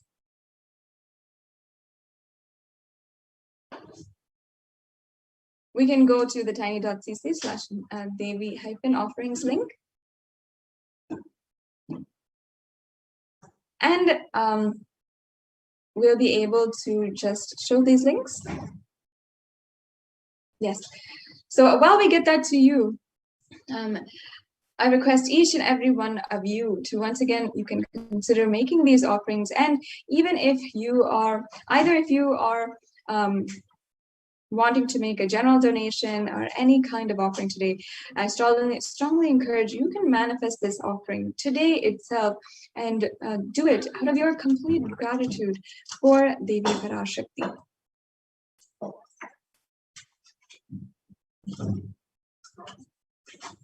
So we'll just be getting those links right to you. And we'll be able to show all the links, how to make the payment. It's a very easy process. You'll just need to go to the link provided. You can select in the drop-down menu the offering that you'd like to make, then proceed to checkout. Then you can add that to your cart, then to proceed to the checkout once you are reviewed all the items in your cart. then fill out your payment details, and that's it. That's a very simple process that we have. And there's also another option where you can also donate through the YouTube Super Chat.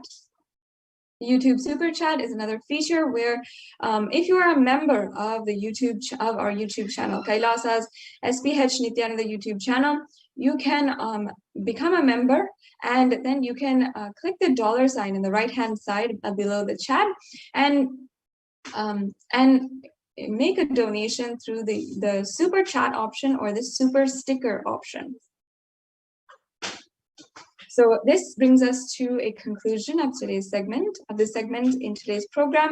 We'll now be entering into the next segments, where we'll understand from the representatives and administrators of the Adi Kailasa Nithyananda Peetham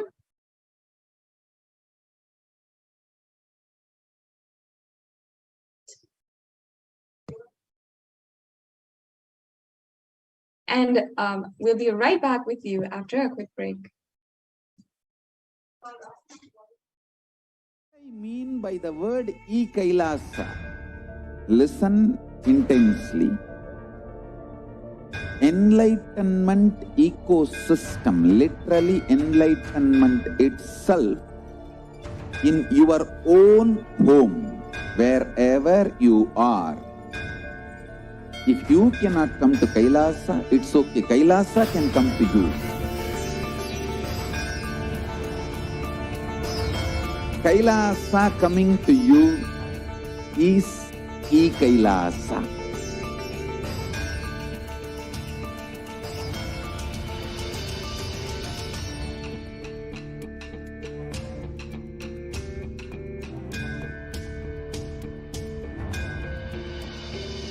I will revive Hinduism. I am a Hindu revivalist, not by any revolution, but by evolution.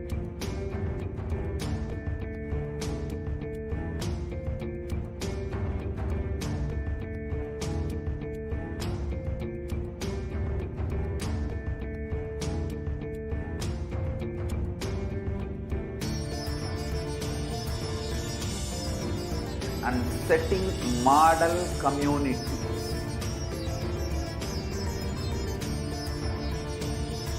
Kailasa's enlightenment ecosystems, Sarvanya Peethas all over the world.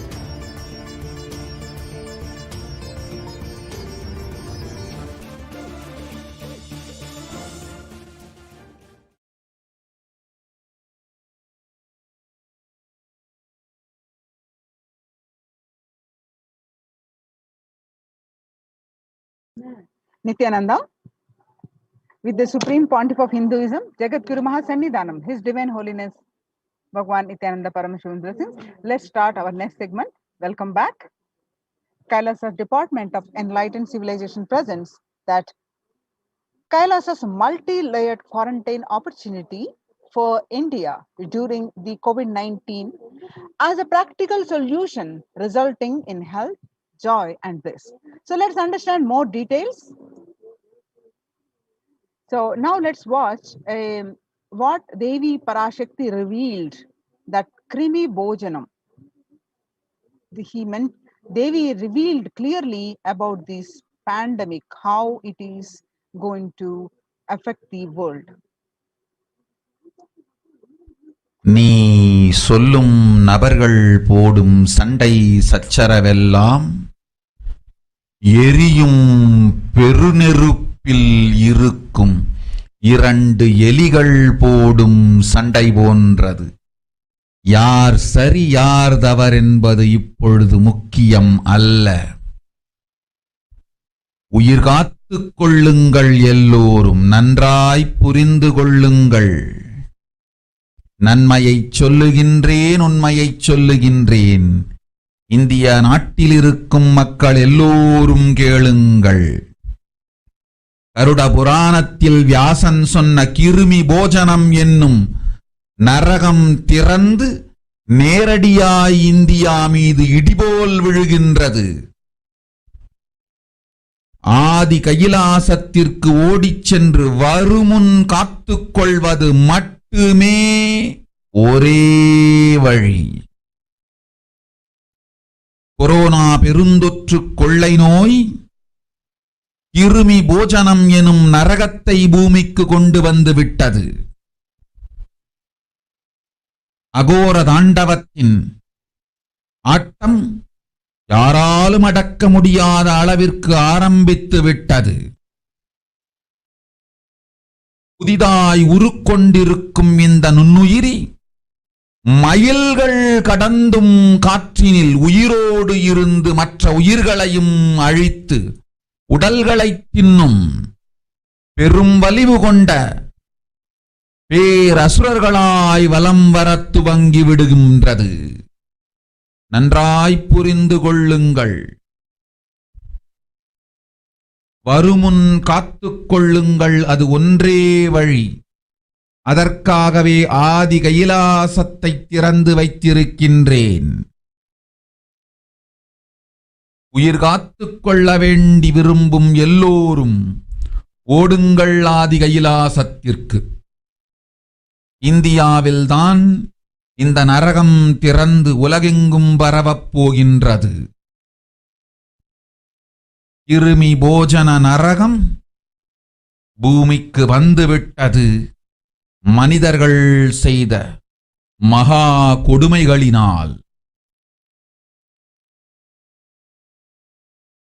அன்னை முன்னின்று என் அடியவரை காப்பேன் சொல்வதை கேட்டு உயிர் காத்துக் கொள்ள விரும்புவோர் வருமுன் காப்பது ஒன்றே வழி என்று தெரிந்து செல்லுங்கள் ஆதி கையிலைக்கு. ஓம் ஓம் ஓம்.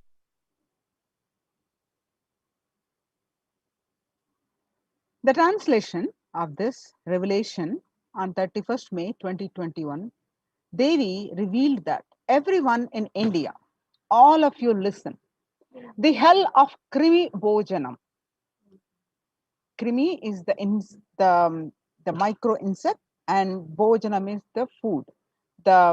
That was mentioned by Vyasa in Garuda Puranam that has opened and is directly falling on India as a thunder, running to Adi Kailasa and protection. From it is the only way. Deadly corona, life-taking disease has brought the hell known as Krimi Bhojanam to earth.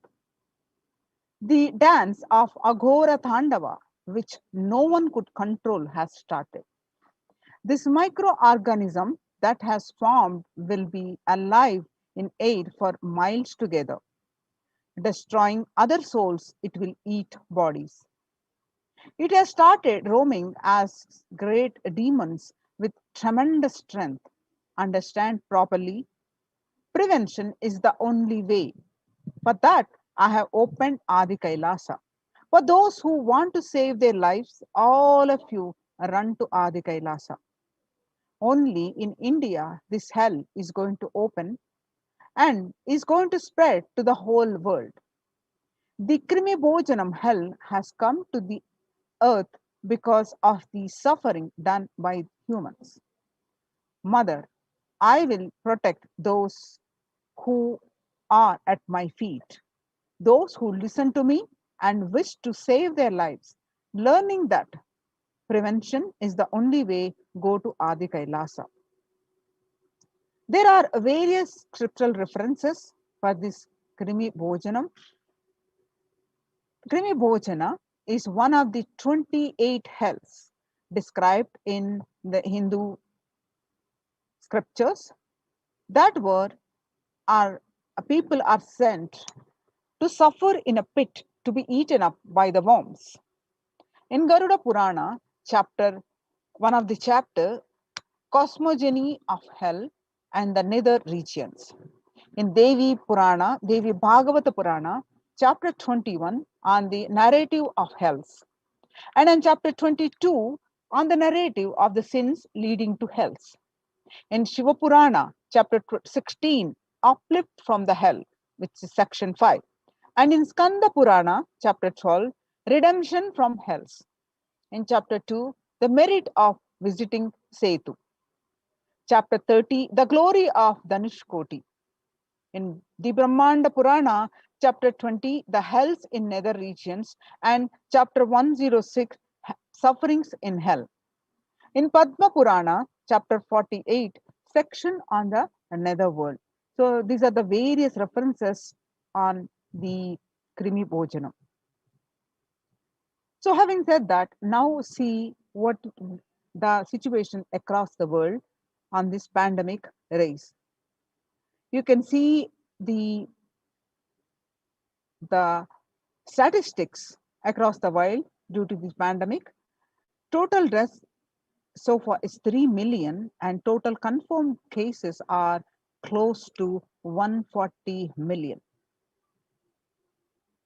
And latest daily figures are 12,744 to, that is 56 days constant trend, and latest daily figures of deaths are 12,744 deaths on a day-to-day basis, and latest daily figures of the cases, confirmed cases, on 837,000.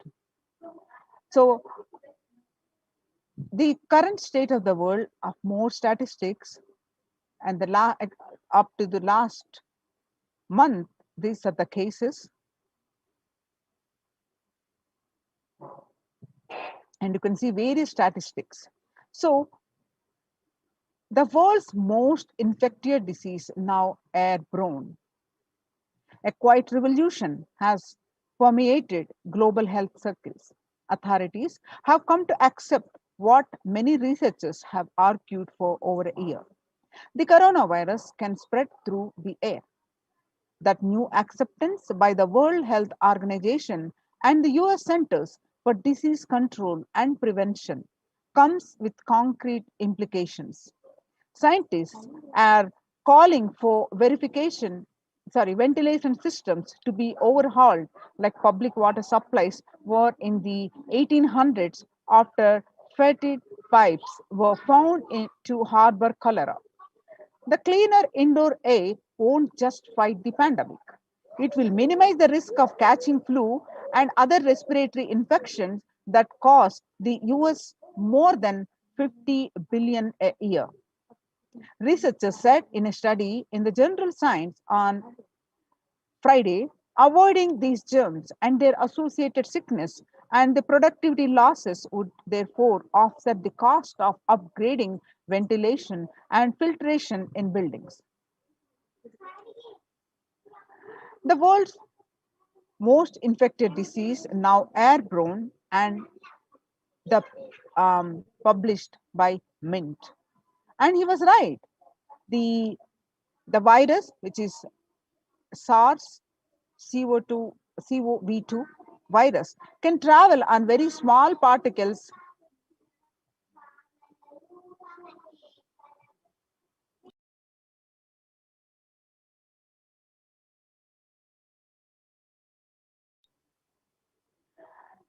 but can build up inside. Indoors, these particles can affect people who stay more than 6 feet away. And the hedge of mass Americans have adopted may provide some COVID protection, but they do not render an unsafe situation safe. Through scientists have been discussing airborne transmission for months. It was only last week that the WHO, the World Health Organization, and CDE made this official. With the vaccine rollout still in its early days across the world, those officials should follow this belated admission with guidance that unvaccinated people can use to minimize their risk.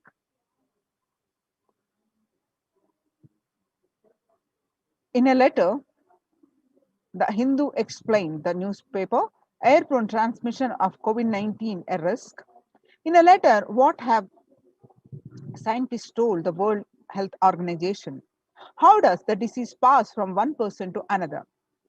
The story so far is on Monday, July 6th, 239 scientists from 37 countries put their signatures on an open letter that said COVID-19 is also transmitted via aerosols. Title: It is time to address airborne transmission of COVID-19. An address to the World Health Organization, they said that there was enough evidence to show that viruses are released during exhalation, talking, and coughing as micro droplets small enough to remain aloft to and pose a risk of exposure at distances beyond 1 to 2 meters from someone who is infected. Over 3 to 6 feet recommended for physical distancing between people to avoid transmission. You can see the various statistics starting from Tamil Nadu. The confirmed cases are on a daily basis 10,072 and an active 9,099. Recovered are only 26. And the more statistics you can see in Tamil Nadu, and the Times of India published the statistics on the region, Chennai region, north, south, and zonal wise, the regions, the cases, and you can see the various statistics of daily cases and recoveries, deaths.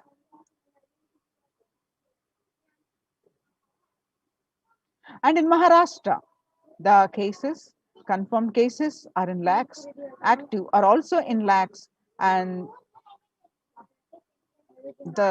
you can see the various statistics as of today.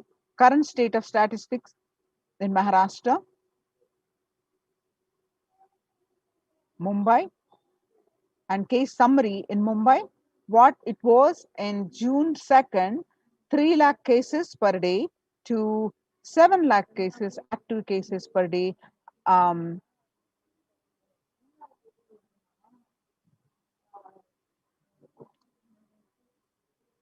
And across the states, Karnataka, Maharashtra, Tamil Nadu, and some of the statistics you can see district-wise cases, Karnataka, Bangalore, the cases, and Maharashtra, Pune, the cases, Maharashtra, Mumbai, the cases, the Tamil Nadu, Chennai, and Maharashtra, Nagpur, and Nasik. You can see the various statistics and the deaths. The home quarantine is not possible in India, a statement made by the Indian government. The home quarantine is the prime reason for large number of deaths in Assam. The Himanta Biswa Sharma said, Assam Chief Minister Himanta Biswa Sharma said that the home quarantine is one prime reason for the large number of deaths during the second wave of COVID-19 in Assam. The Assam on Monday witnessed 92 deaths, which were the highest single day deaths in the state. Sharma said that we have seen more death cases are happening from home isolation as several people do not keep oximeters and some do not read the counts in the meter properly.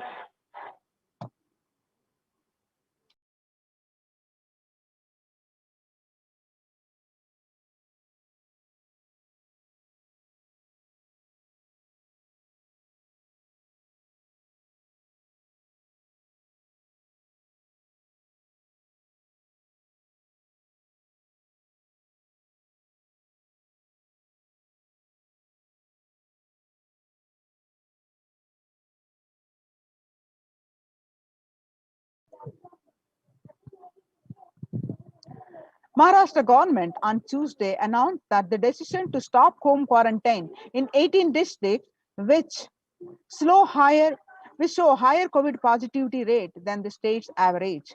The state's public health minister Rajesh Tope said that the decision taken to ensure better healthcare facilities to patients in districts which are showing a higher positivity rate.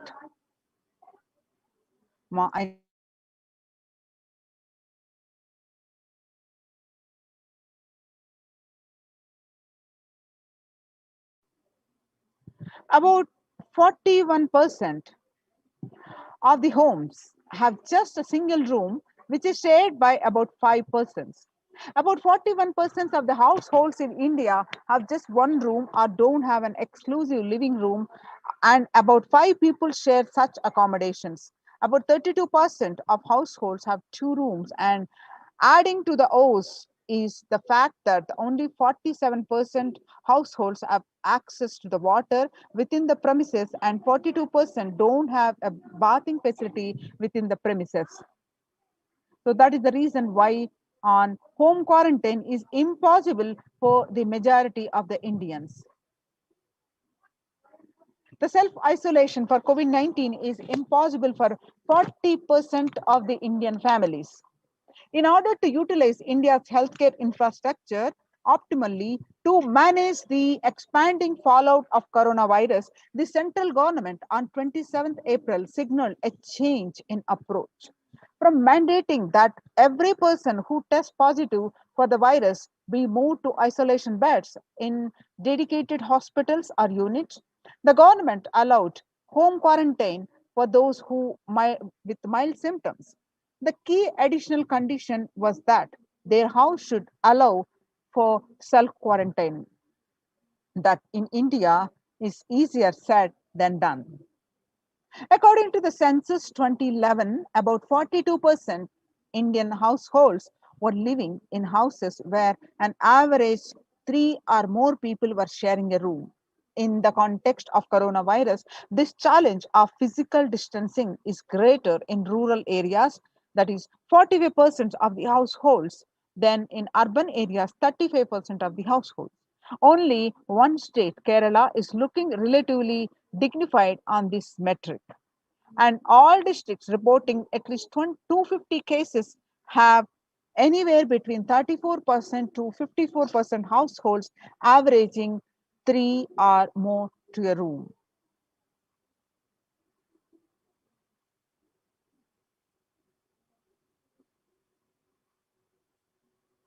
You can see a picture.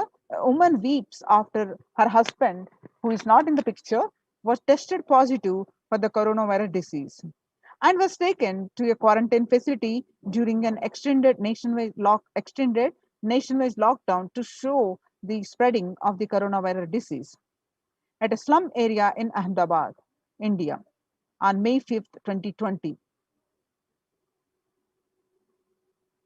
2 of the every 5 Indian households live in houses where the average 3 to a room, and the stress of this physical proximity is more in rural areas. Where is the space for home quarantine in cities? In New Delhi, Health Ministry last week said most cases of coronavirus had been asymptomatic or mildly symptomatic and had advised home isolation for such people. It also said that 65% cases across the country were reported from the metros and big cities. However, census data suggests and experts also agree that the following the ministry's guidelines on home quarantine is near impossible, particularly in urban households. The guidelines on home quarantine say the person showing COVID-19 symptoms has to remain isolated in a well-ventilated room, preferably with an attached toilet. If another family member needs to stay in the same room, it is advisable to maintain a distance of at least 1 meter between the two, it stated.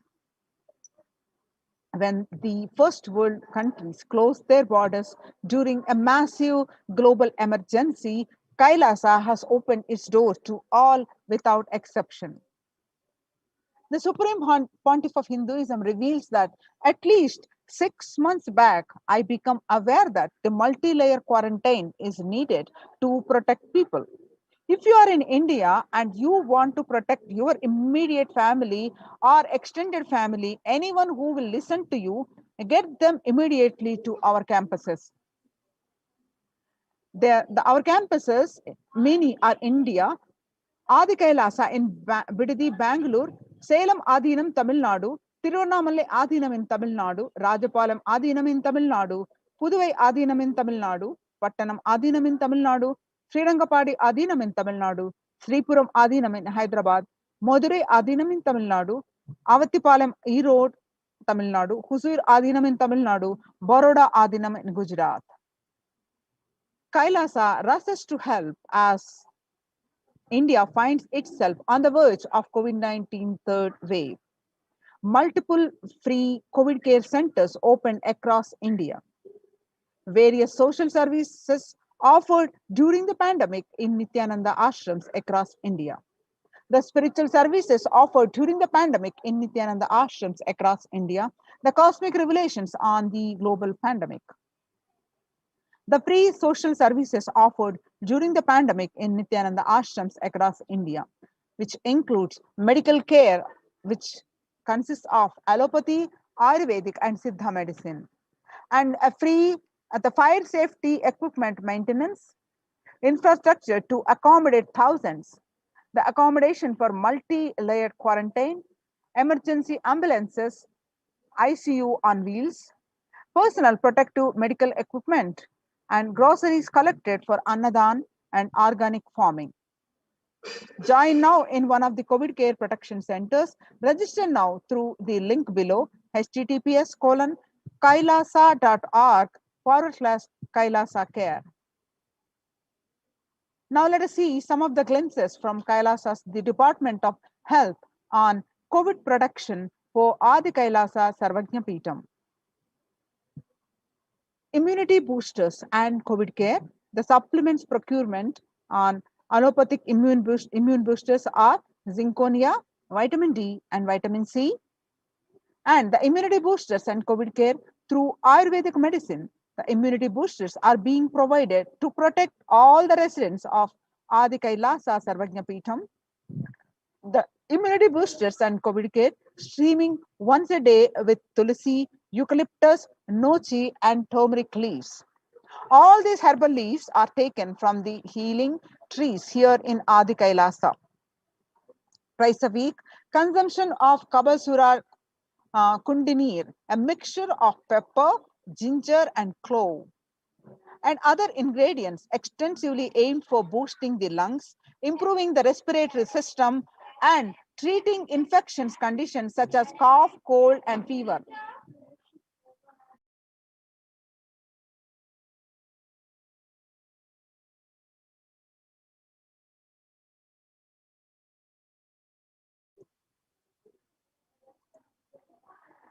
The Neelavembu Kundinir to be taken once a week, the Agastya Leham 5 days, and Talisadi Vatakam 3 to 4 tablets per day for 5 days, and Indu Gunta Kashayam, Amrutottara, the Kashayam, both for 5 days, 1 teaspoon with 50 ml warm water, and Sudarshana Gulika once every 5 days, and gargling with salt and turmeric twice a day, and spiritual routine Panchakriya, Haritaki, castor oil, neem juice, Pratama Vinyasa Krama, the yoga, and Trinetra Kumbhaka and Puja.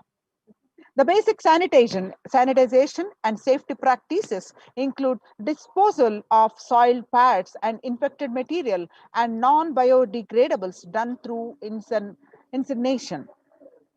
The RO water systems for drinking water, the cleansing and sanitization of overhead tanks, regular deweeding, maintenance and repair of electrical circuits, and communication facilities for safety of the residents, and compost pit falling with biodegradables. The diagnosis COVID care quarantine methodology includes immediately upon arrival to the campus, occupants will be quarantined for 15 days. The swab test, the RT-PCR test to be done on day 5 of quarantine. All food handlers to be wearing masks and gloves and keeping distance. Disposal of waste food to be done with gloves and masks. Disposal of gloves and masks by the incineration, and in case of emergency, protective kits ready at hand to take a COVID positive potential to hospital. The hand washing and infection control, washing hands as often as possible, thoroughly with the soap and water, or with alcohol-based hand sanitizer.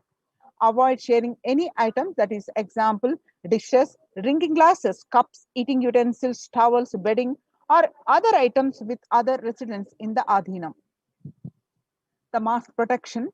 Wear a mask at all times when and if exposed to vendors or outside people. Double layer cotton masks should be changed every day up to 24 hours and can be reused after washing with detergent and sun dried. If it gets wet by saliva, secretions, or sweat, change it or wear a dry mask. The wet mask can be stored in a sealed plastic cover and washed with a detergent and reused later. You can see the picture here. And the face shield. A face shield will be provided as an extra protective wear for people at the gate, interacting with the vendors, outsiders. Use of hand sanitizer, hand washing, regular steaming, taking of preventive kashayams, turmeric salt water gargling, and bathing with washing of clothes with history of any exposure. If symptoms appear, the cough, fever, difficulty in breathing, he or she should immediately inform the medical person in charge immediately. The standard operating procedures include quarantine rules. First line of quarantine, the people in the first circle who are in contact with the vendors. Area of stay conform to the outermost area where the communication with the outside is happening with the vendors, etc. Stay in a well ventilated single room, preferably with an attached separate toilet. Person should not come into contact with inmates of Adhinam, especially elderly people, the pregnant woman, children, and persons with comorbidities, that is hypertension, diabetics, heart problems, asthma, etc. Restrict his or her movement within the area or room, first line of quarantine.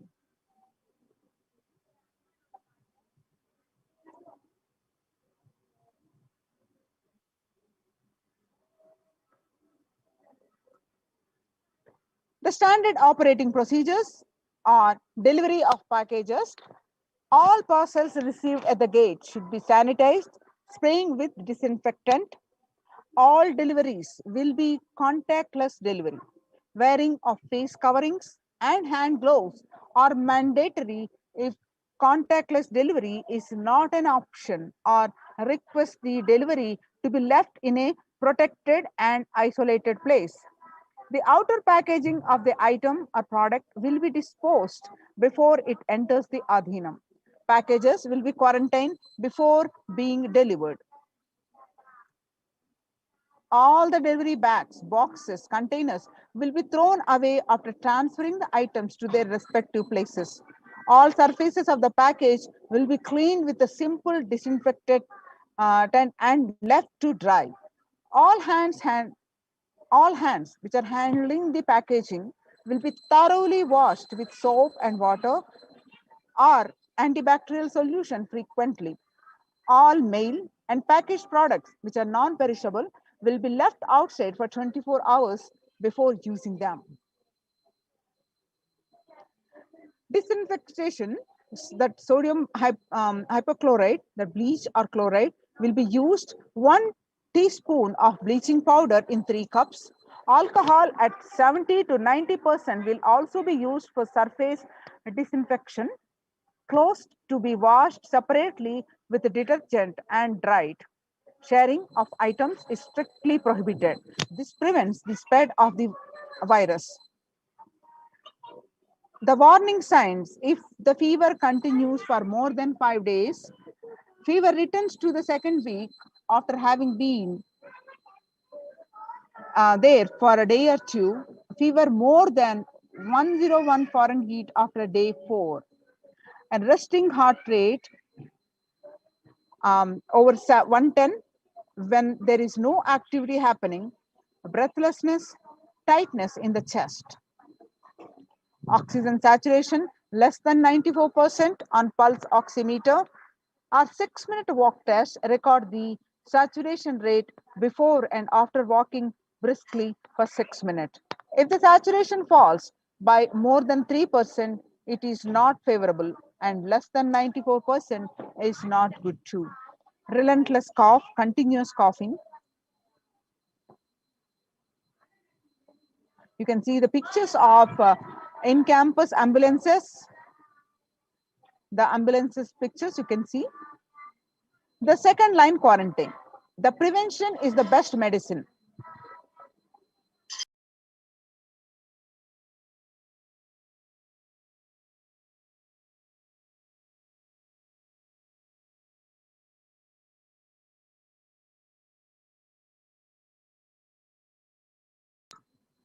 Prevention is the best medicine.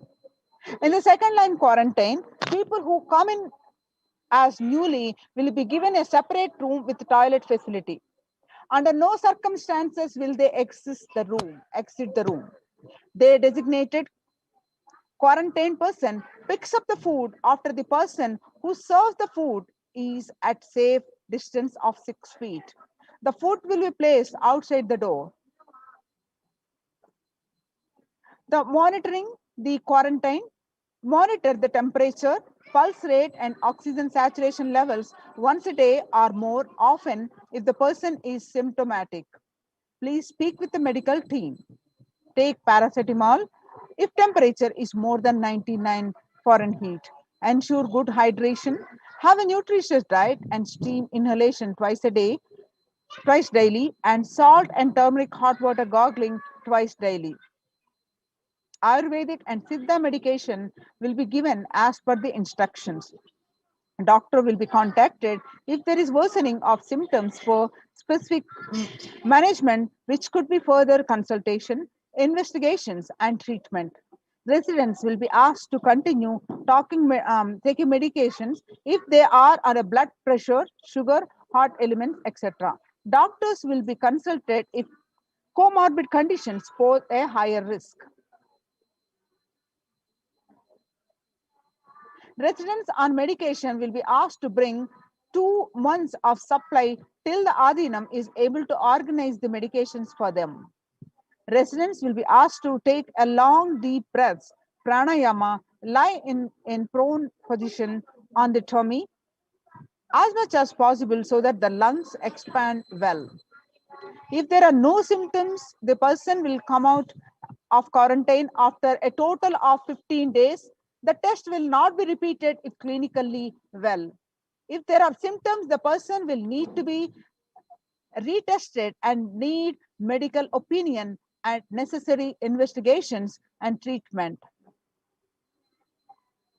The common symptoms which will looked out for: fever, sore throat, fatigue, excess tiredness, cough, mostly dry and wet cough in some, and body aches, headaches, loose stools, vomiting, loss of sense of smell, loss of sense of taste, exhaustion, giddiness, and fainting. Previous mentioned symptoms will be provided with immediate evaluation and hospital care. Early detection of these warning signs and identifying the timeline is very crucial for better outcome. These will be monitored very closely and is the most important thing that needs to be done. Identifying day one of symptoms is a very crucial in the management with respect to monitoring and treatment protocols. Day one would be when the very first symptom started. Investigate for the possible source of contact. All the people who have come in close contact 3 to 6 feet range with the primary case in the last 3 days need to be isolated separately and monitored for the symptoms as well. Infectivity starts 0 to 3 days before the onset of the symptoms, and the infected person sheds the virus till 9 days. Any of the above symptoms in various combinations signals the possibility of COVID, even though the same symptoms can happen with any viral infection in a pandemic, and it is to be considered as the possible diagnosis until proven otherwise. The rare presentations are known: rust, rash on a body, bluish discoloration of the fingers and toes, sudden onset of breathlessness, heart attack, strokes, paralysis of the limbs. Any suspect case should be immediately isolated.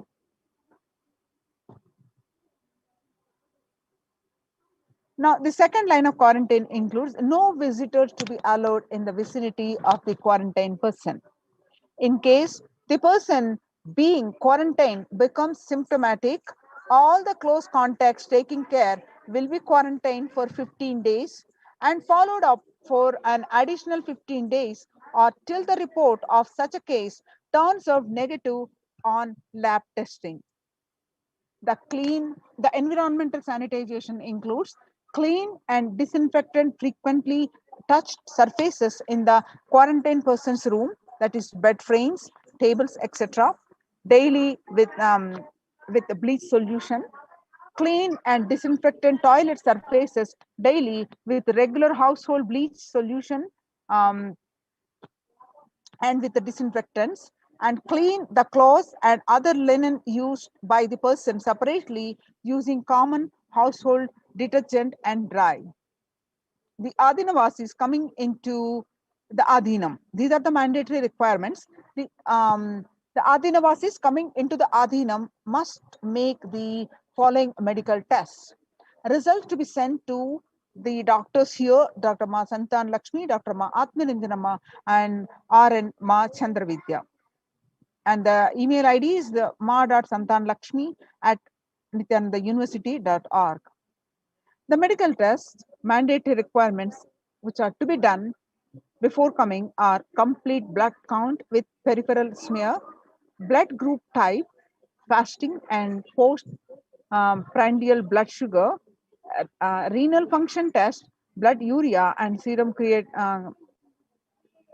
creatinine, and VDRL test and HBsAg test, HIV test, thyroid function test, serum T3 and T4 TSH test, ECG test, liver function test, lipid profile test,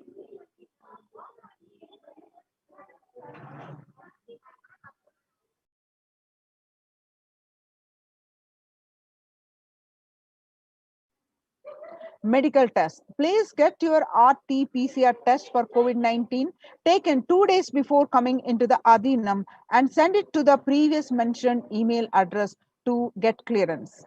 The medical team will communicate to the admin of the respective Adhinam with regards to the medical status and approval status.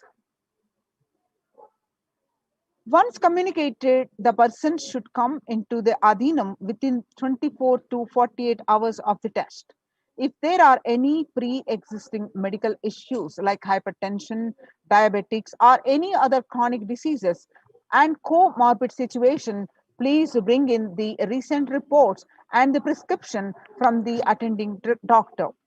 A medical form will be need to be filled in by all the new occupants. A legal disclaimer will also be required to be signed. The quarantine rules includes all the people in quarantine will be monitored for temperature rise, oxygen status, and other symptoms during the period of quarantine. Anyone with symptoms should be reported immediately. The designated quarantine person will be responsible to monitor the pulse oximeter and temperature daily. The equipment should be sanitized after every use, and knowledge for the same will be given by the medical team. The report of these recordings will be reviewed by the medical team daily. During the quarantine period, certain Ayurvedic and Siddha preparations, steaming, saline, and turmeric water gargle, and other immune boosters will be given by the caregivers, which has to be followed strictly. After 15 days, they can be out of quarantine. Please follow the basic guidelines of living in the Adhinam, some of which are listed below. Smoking, drinking, drugs, substance abuse is strictly prohibited. Consumption of non-vegetarian food is strictly prohibited. Illicit sex is strictly prohibited. Please follow the basic etiquette like traditional Indian clothing, personal and environmental cleanliness, and hygiene. The following measures below will help prevent in the spread of the infections in the Adhinam, such as cold, flu, and stomach bug and protect the Adinavasis. Make sure the workplaces are clean and hygienic. Surfaces such as desks and tables and objects that are telephones, keyboards need to be wiped with disinfectant regularly to prevent. Promote regular, thorough hand washing by Adinavasis. Please keep sanitizing hand rub dispensers in prominent places around the workplace. Make sure these dispensers are regularly refilled. Daily posters promoting the hand washing. Display the posters promoting the hand washing skill. The virus washing kills the virus on your hands and prevents the spread of infection. Promote good respiratory hygiene in the workplace. Display posters promoting the respiratory hygiene. Good respiratory hygiene prevents the spread of infection. Anyone with even a mild cough or low grade fever, that is 37.3 Celsius or more, needs to be monitored by health personnel with isolation even if symptoms are mild. They should wear ordinary surgical face masks rather than N95 face masks in their quarantine room.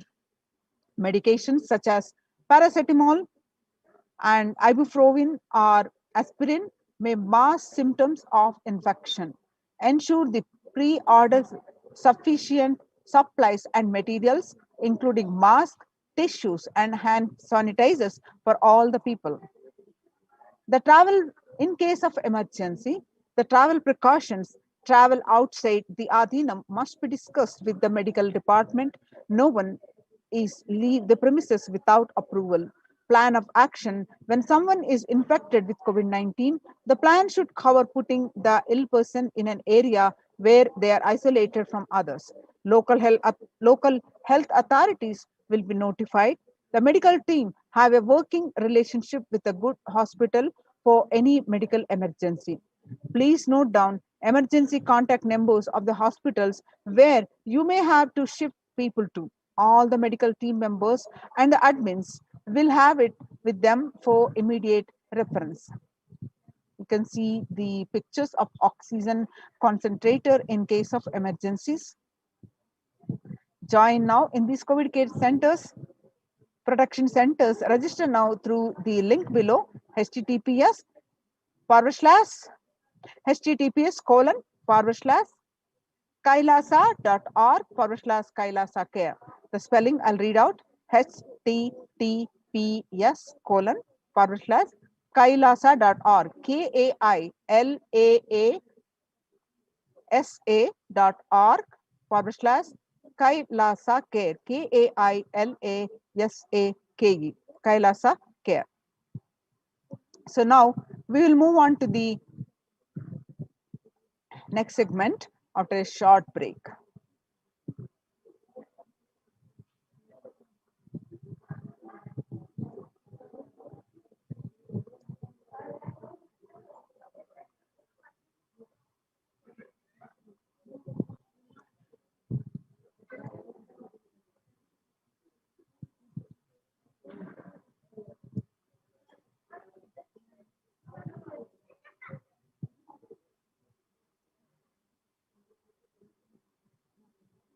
Now, welcome back.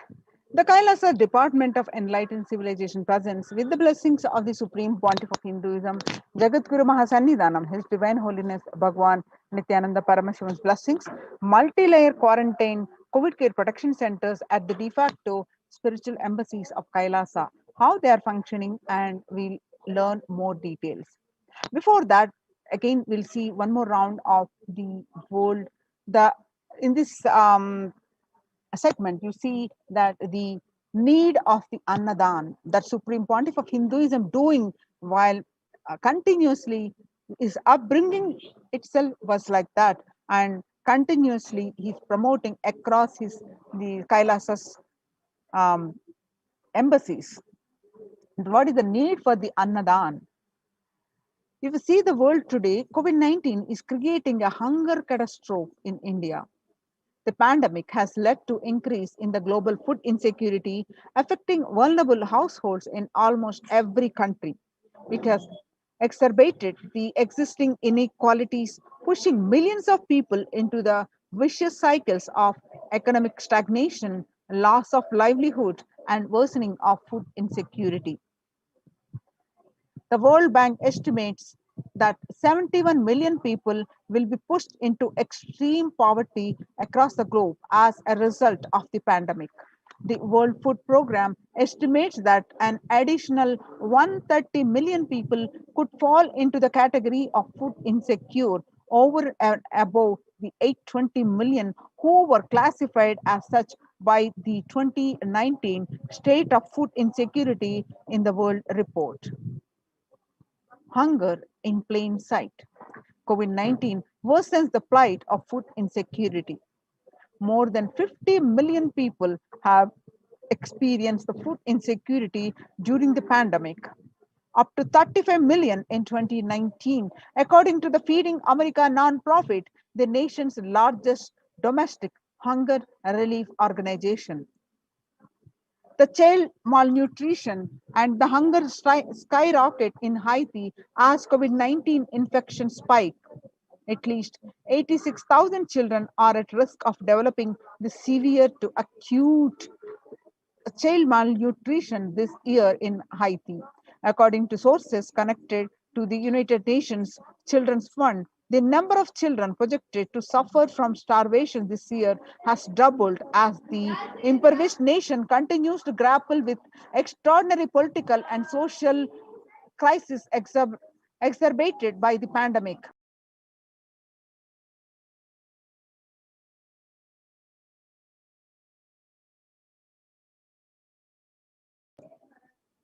Refugees are paying the highest price in the COVID-19 pandemic. Vulnerable groups such as refugees are paying the highest price in the COVID-19 pandemic. We are seeing alarming trends that show many refugees around the world are unable to pay for food or rent and are struggling to access healthcare and education. The price hikes in local markets and further displacement caused by the campfires have pushed many families further into food insecurity. During April and May, around 30,000 refugees in the Cox's Bazar camps raised questions and concerns, with 63% seeking services, including urgent food relief, shelter. Just one third, that is 37%, requested health and medical care. The famine risk spikes amid conflict, COVID-19, and funding gaps. The number of people on the brink of famine has risen from 34 million projected at the beginning of the year to 41 million projected as of June. He said, without immediate emergency food assistance, they too will face the starvation, as the slightest shock will push them over the cliff into famine conditions. The World Bank releases a report on growing food insecurity that the World Bank released an analysis of the rising food insecurity rates in response to the COVID-19 pandemic. The report released on Monday, 20th, 2021, on May 20th, 2021, stated that COVID-19 impacts have led to severe and widespread increase in global food insecurity, affecting vulnerable households in almost every country, with impact expected to continue through 2021 and into 2022. It also states that the global food prices increased significantly by 38% since January 2020. World Economic Forum released that 155 million people are caught up in food crisis of varying severity. 133,000 people in Burkina Faso, South Sudan, and Yemen are most at risk. 10 countries account for the two-thirds of these facing acute hunger. The resilience of anti-food systems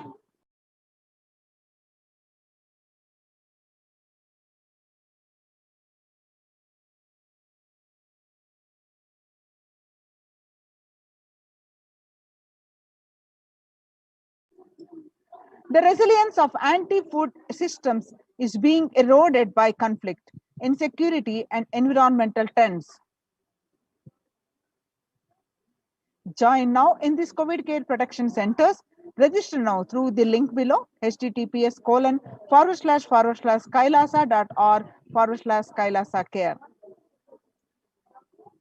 Now let us understand the revelations from the Supreme Pontiff of Hinduism, that you eat, you become what you eat. What you eat contributes to what you think. What you think contributes to what you cognize. And what you cognize contributes to who you are. So what you eat directly affects to who you are. And that is why I am making the statement, you become what you eat. What is in your plate matters, because that is going to become you. Violence-based food derived from killing animals and life-negative, chemical-based toxic food both harm the system equally. Organic vegetarian food is not just for health. It gives you an inner space, physical system, physiological flow to develop the highest psychology. To develop highest psychology, not only your physical system, even your psychological flow needs to cooperate. You become what you eat. Your brain is constructed for all these higher things. When you don't explore the higher things, you are bound to feed the lower things and keep your brain engaged for survival. If you don't explore the higher dimensions of consciousness, you will force yourself into the drugs and try to explore the hallucination, imaginary, illusory dimensions of the universe.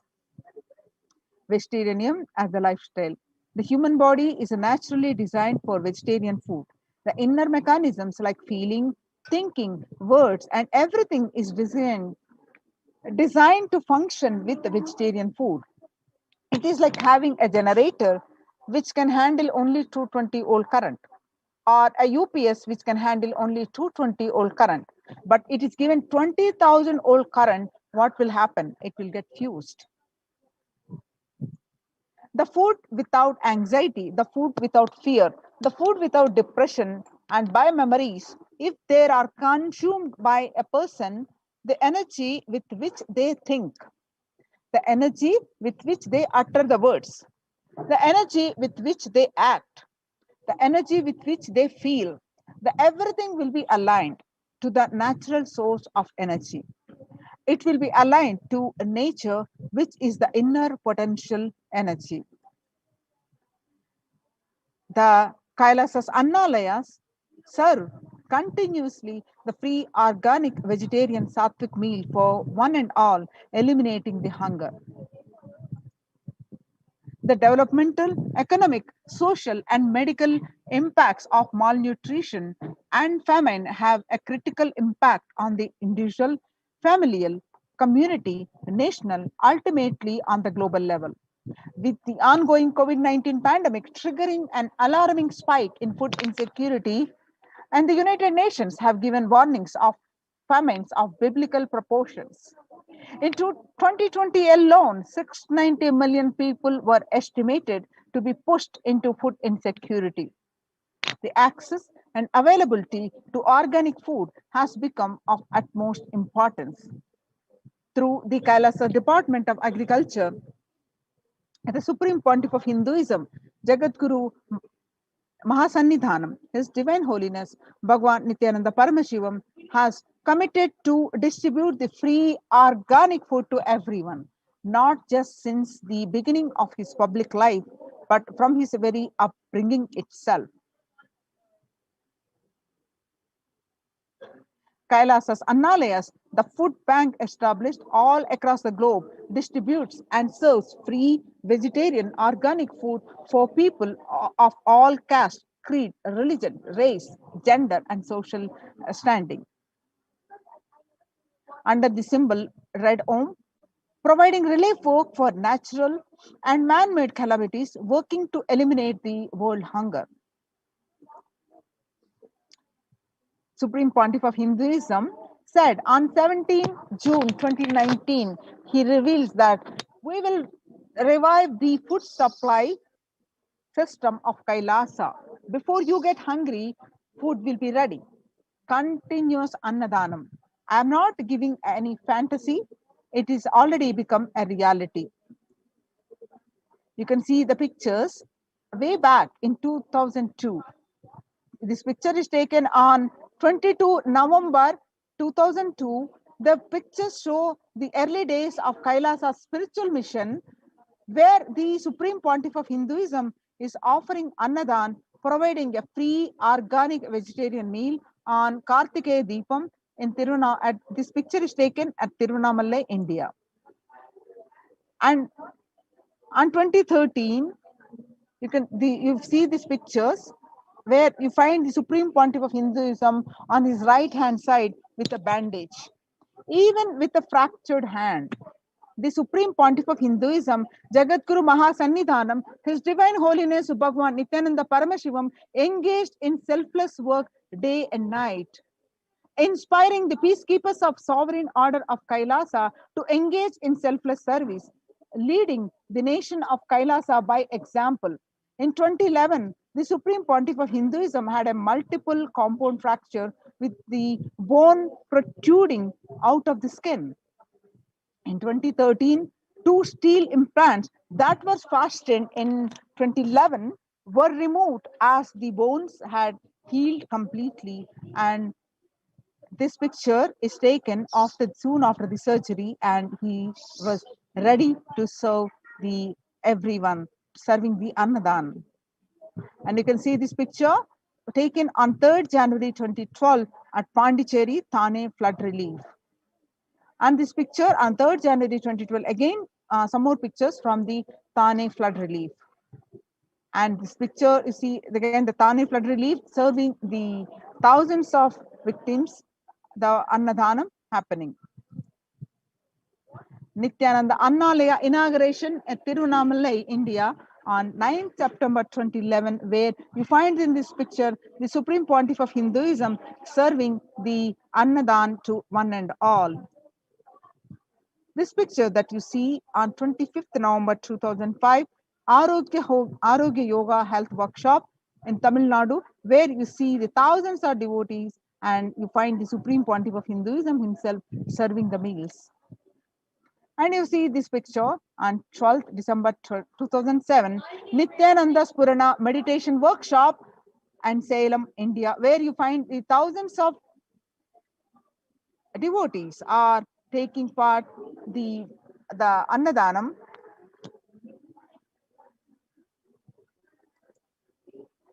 You find this picture on 20th September 2012, Nithyananda Purana Meditation Workshop in Tirunamallai, India. And this picture is from Kartikeya Deepam celebrations, where you find the thousands of devotees are served food. And this picture is taken on 27th November 2012. And this picture you see are taken during the part of the Inner Awakening Meditation Workshop in Tirunamallai, India, where this picture is taken on 10th May 2017. On 10th April 2017, Kalpataru Meditation Workshop in Tirunamallai. Now, we see these pictures as part of the Kumbh Mela, which happened on 2016. Pictures are taken on 5th May 2016. Bandara feast served for respected spiritual leaders and the Hindu monks, where you will find lakhs and lakhs of monks and devotees are fed the free sattvic organic vegetarian meals every single day. The pictures on Kalpataru Meditation Workshop on 28th April 2016 during the part of the Ujjain Kumbh Mela. And 11th March 2017, Arunachala Sarvajna Peetam, Tirunamallai, India, the Annadanam service. And this picture you see from Tiruchengodu Sarvajna Peetam, India on 18th August 2019, where the Annadanam is happening.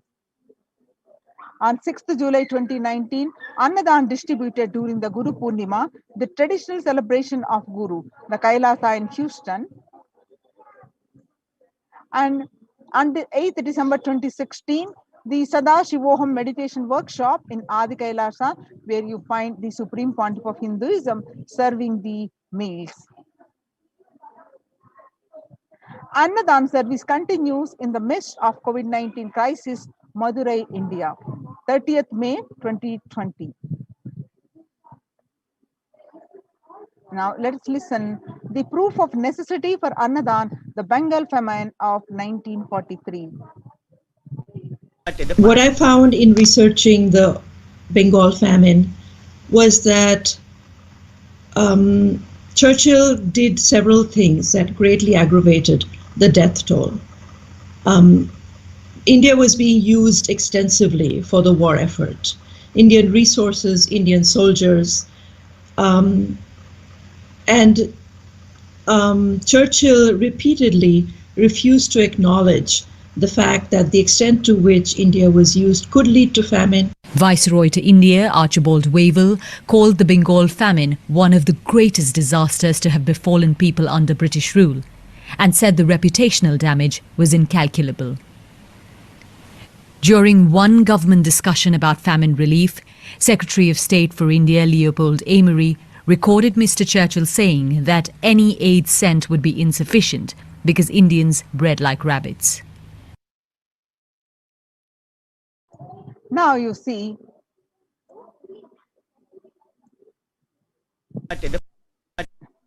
in 1943-1944, from the video, we learned that in the man-made famine of Bengal, as per the existing records of 3+ million were murdered.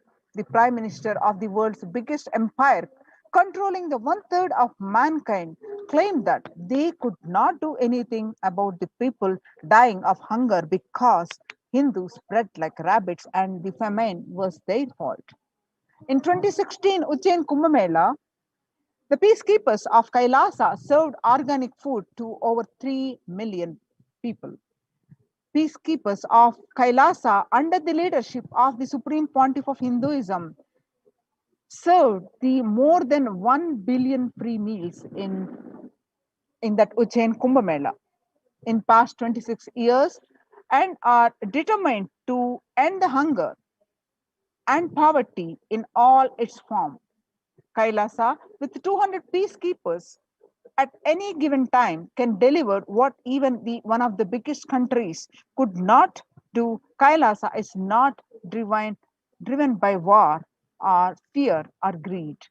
It is an enlightenment-based nation driven by selfless service. The Vedagamas, the source of Hindu scriptures, declares that Annam Bahukurvita. The scriptural reference is from Taittiriya Upanishad, Bhrigu Valli, which means that let us produce food in excuse me, let us produce food in large quantities. Through the widespread distribution and promotion of free, healthy, organic food, Kailasa's global peacekeepers, led by the Supreme Pontiff of Hinduism, serve such that we may achieve food security, improve nutrition, and promote sustainable agriculture globally. Annadan is a vision to end poverty and hunger in all its forms.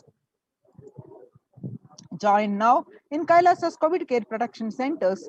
Register now through the link below, https://kailasa, https://kailasa.org/Kailasa care. Revelation to the world by Devi Parashakti. On 12th May 2021, Devi Parashakti revealed through the Supreme Pontiff of Hinduism that I came as Nija Avatar. I am blessing you. Listen, people, listen. To do good to all of you, I have taken the form of Nithyananda and came down as Nija Avatar. People of India, listen carefully, listen. Time after time, Bharatam is Jnana Bhumi, where enlightened beings come, and we cannot make Jnana Bhumi as infantile. Enlightened beings have to come. They have to live and it has to flower. Few hypocrites, because they are stuck in delusion, we cannot sacrifice the world. Cosmos cannot be destroyed. The ship I did to save the cosmos from being destroyed That is called Adi Kailasa. The ship I did to protect beings from Pralaya is Adi Kailasa. Because of conspiracy of Drohis and enemies rule, the captain has to leave the ship. Before 12 years, knowing the great deluge that is going to happen, all Aushadas by this Guru Purnima, that Jnana Rasavadam,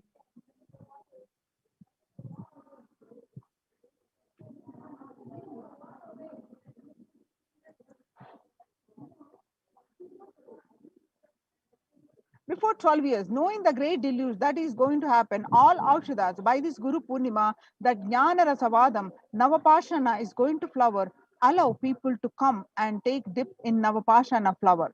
People, whoever comes and dip in Vaidasarovar, they will not have death, they will not have corona.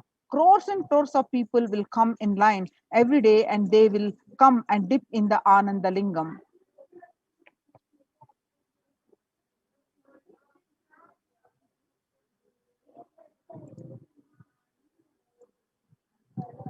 Listen well to my words. For India, I made ship as protection. The Nithyananda Navapashana Lingam in Vaidyasarovar. Go to Adi Kailasa, O Indian, listen. All those regretting losing Nithyananda Navapashana without confusion and without talking just as lip service, go to Adi Kailasa.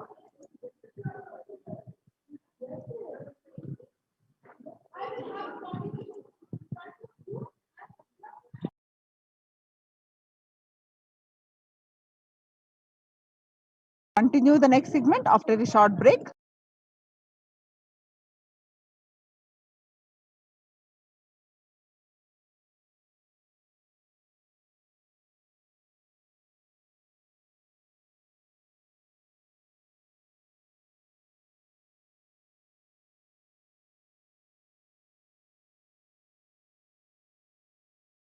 What I mean by the word Kailasa, listen intensely. Enlightenment ecosystem, literally enlightenment itself, in your own home, wherever you are. If you cannot come to Kailasa, it's okay. Kailasa can come to you. Kailasa coming to you is Kailasa.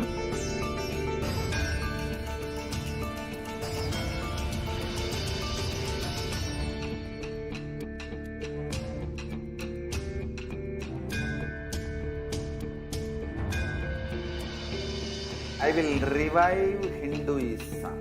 I am a Hindu revivalist, not by any revolution, but by evolution.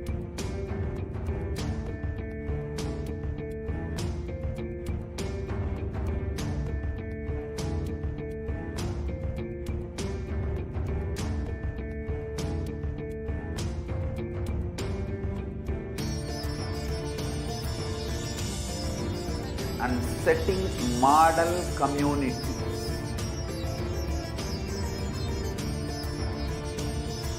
Kailasa, enlightenment ecosystems, Sarvanya Pitas all over the world.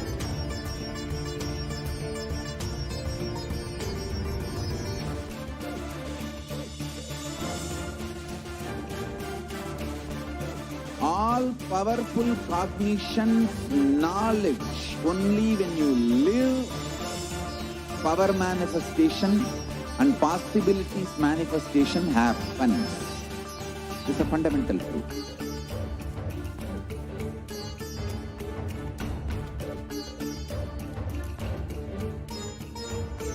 Hinduism cannot live exclusively as one sampradaya. No.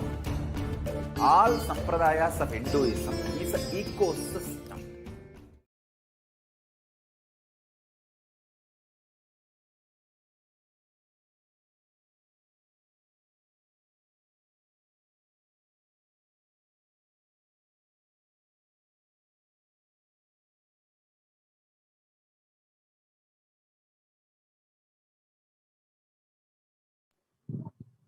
Sorry for the technical glitch. Okay. So on 12th May 2021, Devi continued to say that before 12 years, knowing the great deluge that is going to happen, all Aushadas by this Guru Purnima, that Jnana Rasavadam, Navapashana is going to flower. Allow people to come and take dip in Navapashana flower. People, whoever comes and dip in Vaidyasarovar, they will not have death. They will not have corona. Crores and crores of people will come in time. Every day, they will come and dip in the Ananda Lingam.